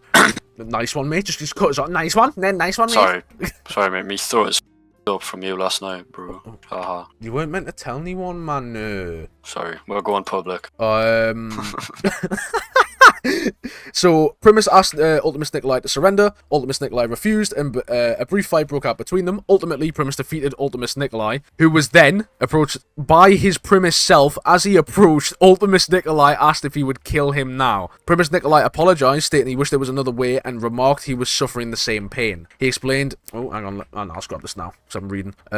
He explained that Ultimus Nikolai turned to alcohol to hide his agonizing memories of his wife's death during an air raid. In a fit of rage, Ultimus Nikolai fired upon his Primus self. However, the shot hit Primus Nikolai on his armored plate, causing no damage. In retaliation, Primus Nikolai responded by killing his Ultimus self, allowing Richtofen to secure his soul. Richtofen's here really just to fucking nick everything at the last minute. Yeah, like, I know. I don't. It's such a real lifestyle though. Like just fucking steal everything. I know, it's brilliant. I know how it feels to be teased. I used to be called Basher at high school because I used to bash people's heads into the lockers. I used to bash people's heads into the lockers. I used to be called Stealer because I used to steal everyone's soul skulls with a summoning key. Oh, that's so real, like how it feels to just steal something. Yeah, I know. You know what I mean? I know. Just like nicking like a dime bar from like the shop or something. Oh, it's exactly. Like just a little devious little lick. You know what I mean? Oh. Just like nicking the batteries in the fire alarms in your school. Or like, you know, just taking the batteries out of the carbon monoxide detector. Yeah. Yeah, and stuff like that. Just fucking licking everything. Lovely. Right, what we've got. So, now that Richtofen has all the souls he needs, he sends them to the house in Agartha, where Monty turned them into children. What is it with the zombie storyline and kids? Like, Maxis and Richtofen in particular seem very keen on children. I don't know why. We need to talk to you. Too keen for my liking. I need to talk to Dr. Ludwig Maxis about his Agarthan activity, mate. We need to talk to you about your activity in Agartha. By the way, I'm spinning. Panzers, run out of there. Run. Okay, I'm out. Okay. Yeah, just be careful. I need that raindrops. I need it. I fucking need it. I'm fighting me bloody battle down here. Hang on. Hang on. Oh my god, how am I out? Oh my, yeah, I'm fine. Where you at? Just spinning a gun. There's a Panzer on me. No, yeah, there's 4. I got shot in 3, it's not useful. I'm gonna turn Death Ray on in hopes that one of them run onto it. I think one is about to, actually. Right, okay, I'll do. You can sod off. Get away. Right, one of them's dead. Be careful, because it is nearly round 40. Yeah, I'm being very careful. Okay, one's on me. 2 of them are on me. Alright, okay, I'll come down and help. Whereabouts are you? They're trapped. They're in the courtyard. I see. Oh, bloody hell, man. You didn't half it. Ooh! Don't half hurt, like. I'm gonna get back up here. Yeah, you've knocked the visor off one of them. Right, I'm back up. Right, one's dead. What's behind you? What's behind you, mate? Oh, right, there's just one more. He's dead. There you go. He's dead, Jim. It's worse than that. He's dead, Jim! Right, I'm just gonna whack these rags down a bit. Alright. Do you need the max ammo? I'm low on bolts, but I can then, why not? Might as well. Lovely jubbly. Alright, lovely. 2 insta-kills there. Looking for a home. Oh, I'll be having that. Adopted an insta-kill today. Adopt an insta-kill today, mate. Pick up your ranked. Alright. Oh, yeah. Creating a paradox. I think this might be one of the last ones until we're done here. Hang on. Let me just double check how far along we actually are, because I think we're just about, like, nearing on towards the Dark Aether storyline, which is, like, completely different from Aether, so don't need to read that one out. Nikolai's grand scheme. Yeah, we've not got long. I'm saying we'll get this done, like, another, like, half an hour, potentially. Okay. Right, creating a paradox. At some point, Maxis became overwhelmed by the voice of the Shadow Man begging for his help within the summoning key. When Maxis took the artifact, he released the Shadow Man and became trapped inside the summoning key himself. What a mug. You idiot. What an absolute... I'll hold me tongue. I've got strong feelings towards Maxis. He likes kids as well, and I don't know what's going on with him. He's a bit of a fiddler. Once outside the house, the Shadow Man opened a gateway for the Apothicons, fracturing and corrupting Agartha, and revealing the Apothicons' son. Primus fought the Apothicons and the Shadow Man. The what? I don't know. The Apothicons' son, it's the big blue thing in the sky in Revelations. You'll see it when you play it. During the battle, Sophia arrived in Agartha. Using the summoning key in the Chronorium, Primus defeated the Shadow Man with help of Sophia. Max is still inside the summoning key, and Sophia then plunged inside the Apothicons' son, destroying the Apothicons and purging Element 115 from the final universe. That's real. That's raw as fuck. After the battle, Monty realised Primus drank the blood from the blood vials. Blood coming from realities which is blood coming from realities that have already been closed off. This prevented Primus from fading out of existence and resulted in a multi-universal paradox, I guess. Because they've closed that, so it's impossible for them to have ever gotten the blood. Yeah, so if they've closed off all the other dimensions, they've drank that on purpose. So it's like, how the f have you done it? It's so they're effectively invincible when it comes to Monty. Okay. Monty was looking for a way to get rid of them, so that makes them invincible, apparently. Richtofen suggested he send them somewhere none of the themselves have been to. As a result, Primus went back to 1294, and they saved Pablo Marinus during the Great War between humanity and Apothicons, which created a massive time loop. Quite smart how they like circled it back. It's kind of cool because like once you play through all the Easter eggs, you'll definitely start to piece together like, that's what that is. That's what that is. To tell you the truth, I don't understand a lot of the zombie storyline, but I know enough to be like, oh yeah, mate, that's why that's happening. But like this with Pablo Marinus, I didn't even know he existed. Right, to be honest, we've sat and read all this. I still don't really know why fucking Richtofen just turns up and nicks the summoning key. Because he wants the summoning key so he can stop. So you know how Ultimus basically. So if Ultimus blow up the Earth, transit happens. Richtofen gets banished into a zombie. All that blah blah blah blah blah. And then he comes back and whatever. Yeah. Primus is trying to stop that. So the first action they do is of course going to the Eisendrache and blowing up the moon, so they're all dead. Do you know what I mean? Yep. But for whatever reason, I don't quite understand why all the characters are in like cryopods and they're not on the moon. But all the characters are in cryopods or wherever because do they you are. not play as them when you're on the moon? Yeah, you do. So it's really weird that they're not there. Do you know what I mean? Is that a retcon or is that? I don't know. It must be a retcon. I'm not too sure. The storyline's confusing as is. But what I know is that collecting all the souls means that they could eventually live like somewhat of a normal life in a reality where there's no zombies. That's the ultimate goal, I think. But because or a reality where they haven't blown up the earth. It's not apocalypse. So because they've drank the blood, Monty can't keep them there because they're from realities that have been closed off, aka realities with zombies, and so they send them back to where they came from, essentially, to the beginning, and it just happens all over again. It just keeps happening. A fair play. And this is where the cycle gets broken because we're now on to, but breaking the cycle. Breaking the cycle. Does this have something to do with the? Oh wait. So is that why at the end of Mob, if you kill the bloke, it breaks the cycle because they don't get the blood? I can't remember. No, that's a different cycle. That's a cycle of them because all the afterlife and the stuff. Oh, so this is a completely different cycle. Yeah. So this cycle is just Primus. So Primus in 1294 getting Pablo Marinus' diary and then ending up in Monty's house and then Monty being like, you can f off back. Do you know what I mean? But every time that happens, Primus are oblivious to it. They don't know what's going on. Okay. If that makes sense to some extent. Kinda does a little. Right. So who's up next? Is it me or you? It's Yao. Okay. When Pablo Marinus arrived in northern France in 1294, having been transported from the pocket dimension in Siberia, he fought alongside the Wolf King. He was saved from a Margwa by Primus Richtofen after the Primus crew had been sent to the Great War by Monty. Okay. This is normal. At this point, Primus Richtofen realised that Monty was lying about securing a better tomorrow, and he realised the Great War would not break the cycle, as it was the end of their loop. Primus Richtofen finally understood that Monty wasn't inherently evil. He was trying to survive by saying the multiverse was the only way he knew how. By fulfilling the prophecy of the cycle, Primus Richtofen and Dr. Monty had forged an endless loop. Am I up? Am I up? You're up, man. Oh, You're up. Primus Richtofen finally understood that Monty wasn't in... Oh, wait, no, have you just read that? What? I've just read that one. I'm daft. With the help of Pablo Marinus, Primus Richtofen started a plan to break the cycle, as Pablo Marinus was defending him from the zombies. Primus Richtofen powered up a teleportation device to travel to Alcatraz. Before he left, Pablo gave him the elemental gem from the Staff of Fire. Oh, that's a cool little tie-in, I like that. Right. Primus Richtofen would then be known as the post-Great War Richtofen. So this is...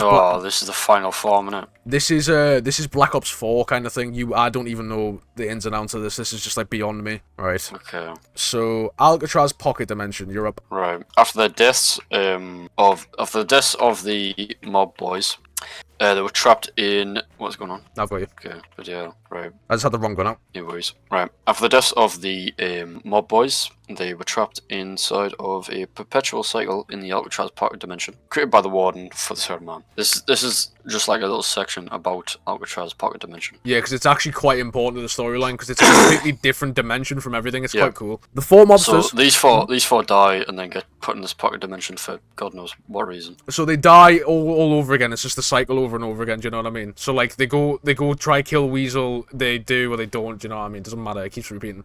So the four mobsters began their escape plan before realizing they weren't in the prison. While fighting off the zombies and the Warden, they constructed a plane based on Arlington's design before taking off and crashing against the Golden Gate Bridge. Right, hang on. So this is about the endings of Mob. Read them both because they're both canon, just depending on what you do. Yeah, okay. So if the cycle continues, the conditions for that are that DeLuca, Handsome, and O'Leary kill Albert on the Golden Gate at the end of the game, and the cycle continues with the mobsters dying, and then they return to Alcatraz, and Arlington has no memory of what happens before. I'm starting to get lost here. Wait, what's going on? It's your go, but like I'm just reading ahead, like what on earth? If Arlington successfully kills Salvatore DeLuca, fairly handsome. No, this is the cycle is broken. Okay. Yeah. On the Golden Gate, the cycle is broken. This allows the mobsters to escape their cycle and free their spirits from their bodies. With their cycle now broken, the four mobsters will help Primus escape in the Pocket Dimension. That's actually what happens in Blood of the Dead in BO4. Okay. You're up. And then I'll just continue on my cycle continues on. Aye. Okay. Wait, hang on. Does it change if you... Hang on, what changes? No, the only thing that changes on the cycle continues is the first paragraph, Panzers, I think. Did I hear Panzers or am I going crazy? No, I don't think I did. I'm going crazy. You sure? Yeah, I'm going crazy, sorry. Right, I'm just going to plant these down. Right, no. The only thing that changes with the little toggle there is just the first first paragraph. The rest of it's normal. Okay. Upon arriving to the Perdition Fracture, another iteration of Primus arrived in the Alcatraz pocket dimension. Farther from this is Blood the Dead, isn't it? Yep. Excuse me. Right. So Primus pop in, say hello, and they don't mean to pop up, but they made their way to a laboratory on the west side of the island. In the laboratory, they found the earlier version of Primus Richtofen before his journey to Morgue City, reading the chronorium as he waited for them to arrive. The lone Richtofen stated they were late before giving them the blood vials. He then strongly advised Primus Richtofen read the chronorium again before he left via his own portal. Upon reading it, Primus Richtofen realized the pages had changed. Wait, so bro really set himself up to link with his past self to get blood vials. How did his past self know, bro? Because his past self, it's something to do with the fact that when they go to Alcatraz, something changes, and the chronorium, you know, the big book that basically predicts their whole future. All the pages have changed, and like the Richtofen that accidentally ends up in Alcatraz ends up himself being like, what's going on? And then the other Richtofen who he's met up with just leaves through a portal with no answers. Okay. Yeah, Primus travelled to the cell blocks while fending off zombies to escape through another rift. However, this was prevented by the warden who destroyed the rift before Primus could leave. Primus Richtofen then realised that we're now trapped inside the Alcatraz party dimension as the Shadow Man had intended. Bum bum bum. While exploring Alcatraz, Primus Richtofen began hearing Samuel J. Stuhlinger, my man from Victus, inside his head, and realised the lighthouse must have triggered a chain reaction in the ether. Primus also discovered the warden's inner sanctum, where they found the warden's body attached to an electric chair. As they were retrieving the chronorium, Arlington, now in the form of a seagull, stole the book. After recovering it, Primus placed it on the warden's body. Using the chronorium, Primus helped several spirits trapped inside the dimension before placing the summoning key inside the warden's body to be used as conduit to his soul. This resulted in the partial destruction of the lighthouse, which had fired a red beam of light towards the sky and prompted the warden to attack Primus, stating they now belonged to him, before knocking them out and locking them each in a cell. He actually just got up and brayed them. Nah, he just had enough. Fucking hell. Stop messing with me body, man! Fair play to the who even is the warden? We've played Mob, haven't we? We've played Mobile. Do you know the big guy who chases you about with the big baton? That's him. He's your one? No, that's him. Oh, fair play. To be fair, he probably could knock everyone else. Fucking huge. He's scary as well. He scares us. He's really scary. Panzers, lock in. Was that Panzers? Yeah, lock in. Go death ray, go death ray, go death ray. Just run past them, I'm stuck on his. I've got you. Go. Yeah, there's going to be more spawning in. Just get ready. Worst comes to worst, we take the Wonder Sphere behind and just jump the rocket pad and do a loop. Where am I getting shot from? Yeah. There's right, one. Shoot him. Alright, right, go rocket test, go. He's stuck, I think. Ah. Can I still get up if we're in the water? Oh my god. Oh my. No. Fuck.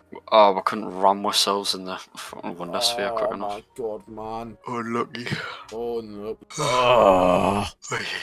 Alright, we've lost Jamie. I'm on my own. So, what the objective is for this map is we're just going to try and get ourselves the rituals done whilst reading out the storylines. So, I am going to finish off this beast mode, and then we are going to finish reading off this storyline. We haven't actually got long to go, because I'm not including Chaos or Dark Aether, because, you know, that's not the Aether storyline.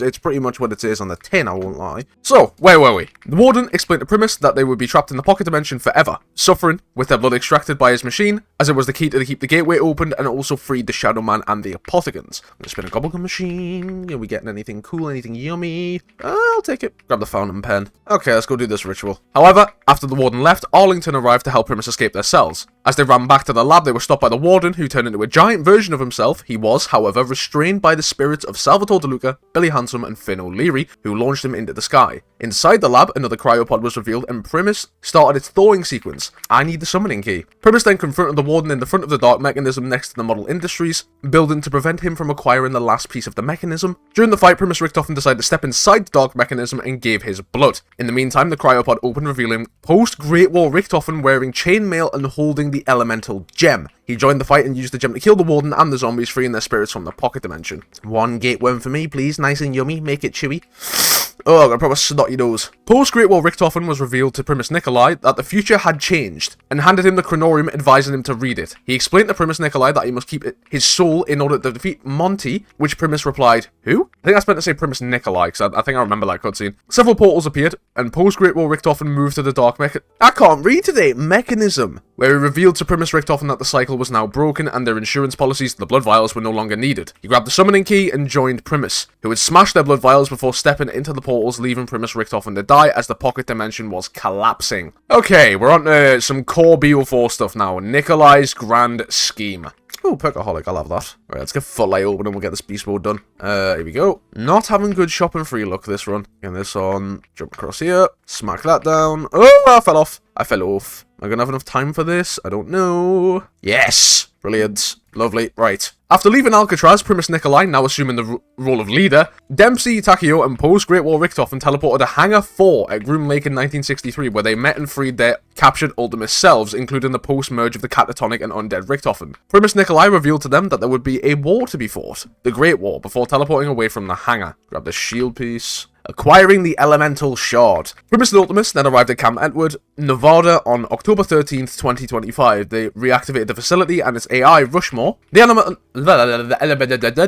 Elemental Shard to proceed was locked inside the American Pyramid device, and Rushmore tested them before granting them access to it. During their exploration, they found Peter McCain trapped inside an android. I am not getting shopping free this game, am I? With the help of Rushmore, who deemed Peter someone very important to humanity's future, Primus and Ultimus transferred him to an elemental orb, which then flew away from Camp Edward. When they opened the pyramid, they released Cornelius Purnell, who had been transformed by the shard to a monstrous entity, the Avogadro, that funny guy from Transit. With the release of Avogadro, a nuke was detonated but was ineffective. They managed to contain Avogadro within inside the APD long enough for Rushmore to transfer it to the Hanford site, Transit. After they retrieved the shard, Maxis contacted them saying it was too late. Maxis then teleported Samantha and Eddie away from the house before being devoured by Monty. When Samantha arrived at Camp Edward, she unleashed her fury, causing tremendous damage to Camp Edward before stating to Eddie that they would fight the Great War, kill Monty, and burn the house to the ground. Get this ritual going. The Bloodhound, I think, actually has to be one of the most effective starting pistols ever, man. Once we've done this, that's 2 out of 4, and we are getting close to our goal. Since we've already beaten Easter Egg, I still want to complete something, do you know what I mean?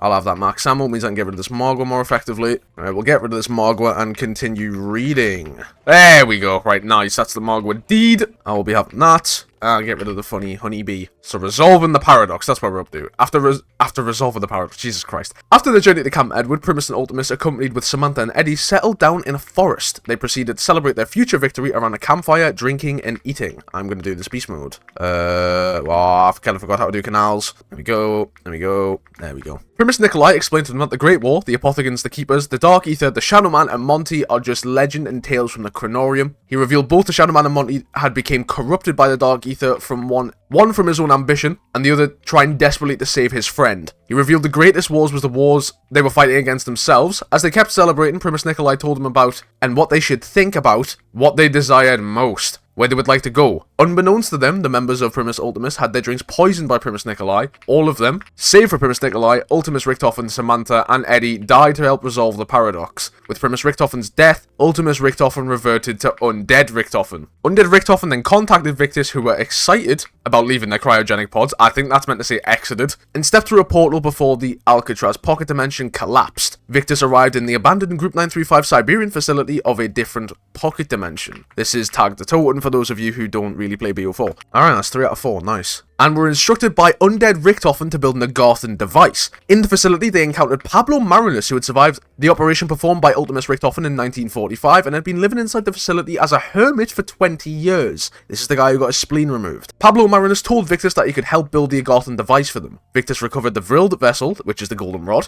inside the facility, as well as the blood of an Apothicon inside the stranded Ascension Group ship. So many ties to so many different things. It actually all like kind of ties together in a nice bow once you start to understand it all. I can see how confusing it can be though. They also retrieved the Elemental Shard, sent by Primus Nikolai, and gave them to Pablo Marinus. When the Agarthan device was completed, the presence of the Apothicon blood caused a species of Apothicons and Keepers to reunite as one, resolving the duality that existed between the species. As Victus activated the Agarthan device, it started to evolve, affecting all the Element 115 in the area. Primus Nikolai tasked Victus to stay close to the device and to protect it until it reached its final state. This is the end of the Easter egg, okay. Once charged, Victus returned the Agarthan device to Pablo Marinus, who used it to create a portal in order to go to the Great War and help Primus Richtofen in breaking the cycle. Victus then retrieved the Victus then retrieved the device and sent it to Primus Nikolai. I'm going to spawn this in so we can get this ritual done. Grab the Champion's Belt. Using the Agarthan device, Primus Nikolai destroyed the summoning key to open the way through, before killing undead Richtofen. With the destruction of the summoning key, reality collapsed and the entirety of creation started to fade away, including Victus, the zombies, the Apothicons, Element 115, and Monty himself. Everything that spewed from the ether was banished to where they belonged, the Dark Aether. Okay, that's all 4 gateworms. Gonna kill this Margo, and then we're gonna wrap this up because I am on to the last paragraph, ladies and gentlemen. Right, you can sort off. Right, okay. Jump into beast mode quick, and we'll get this door open down here for the rift. There we go. We all know what's coming now, though. So, Primus Nikolai then asked Samantha to kill him. With the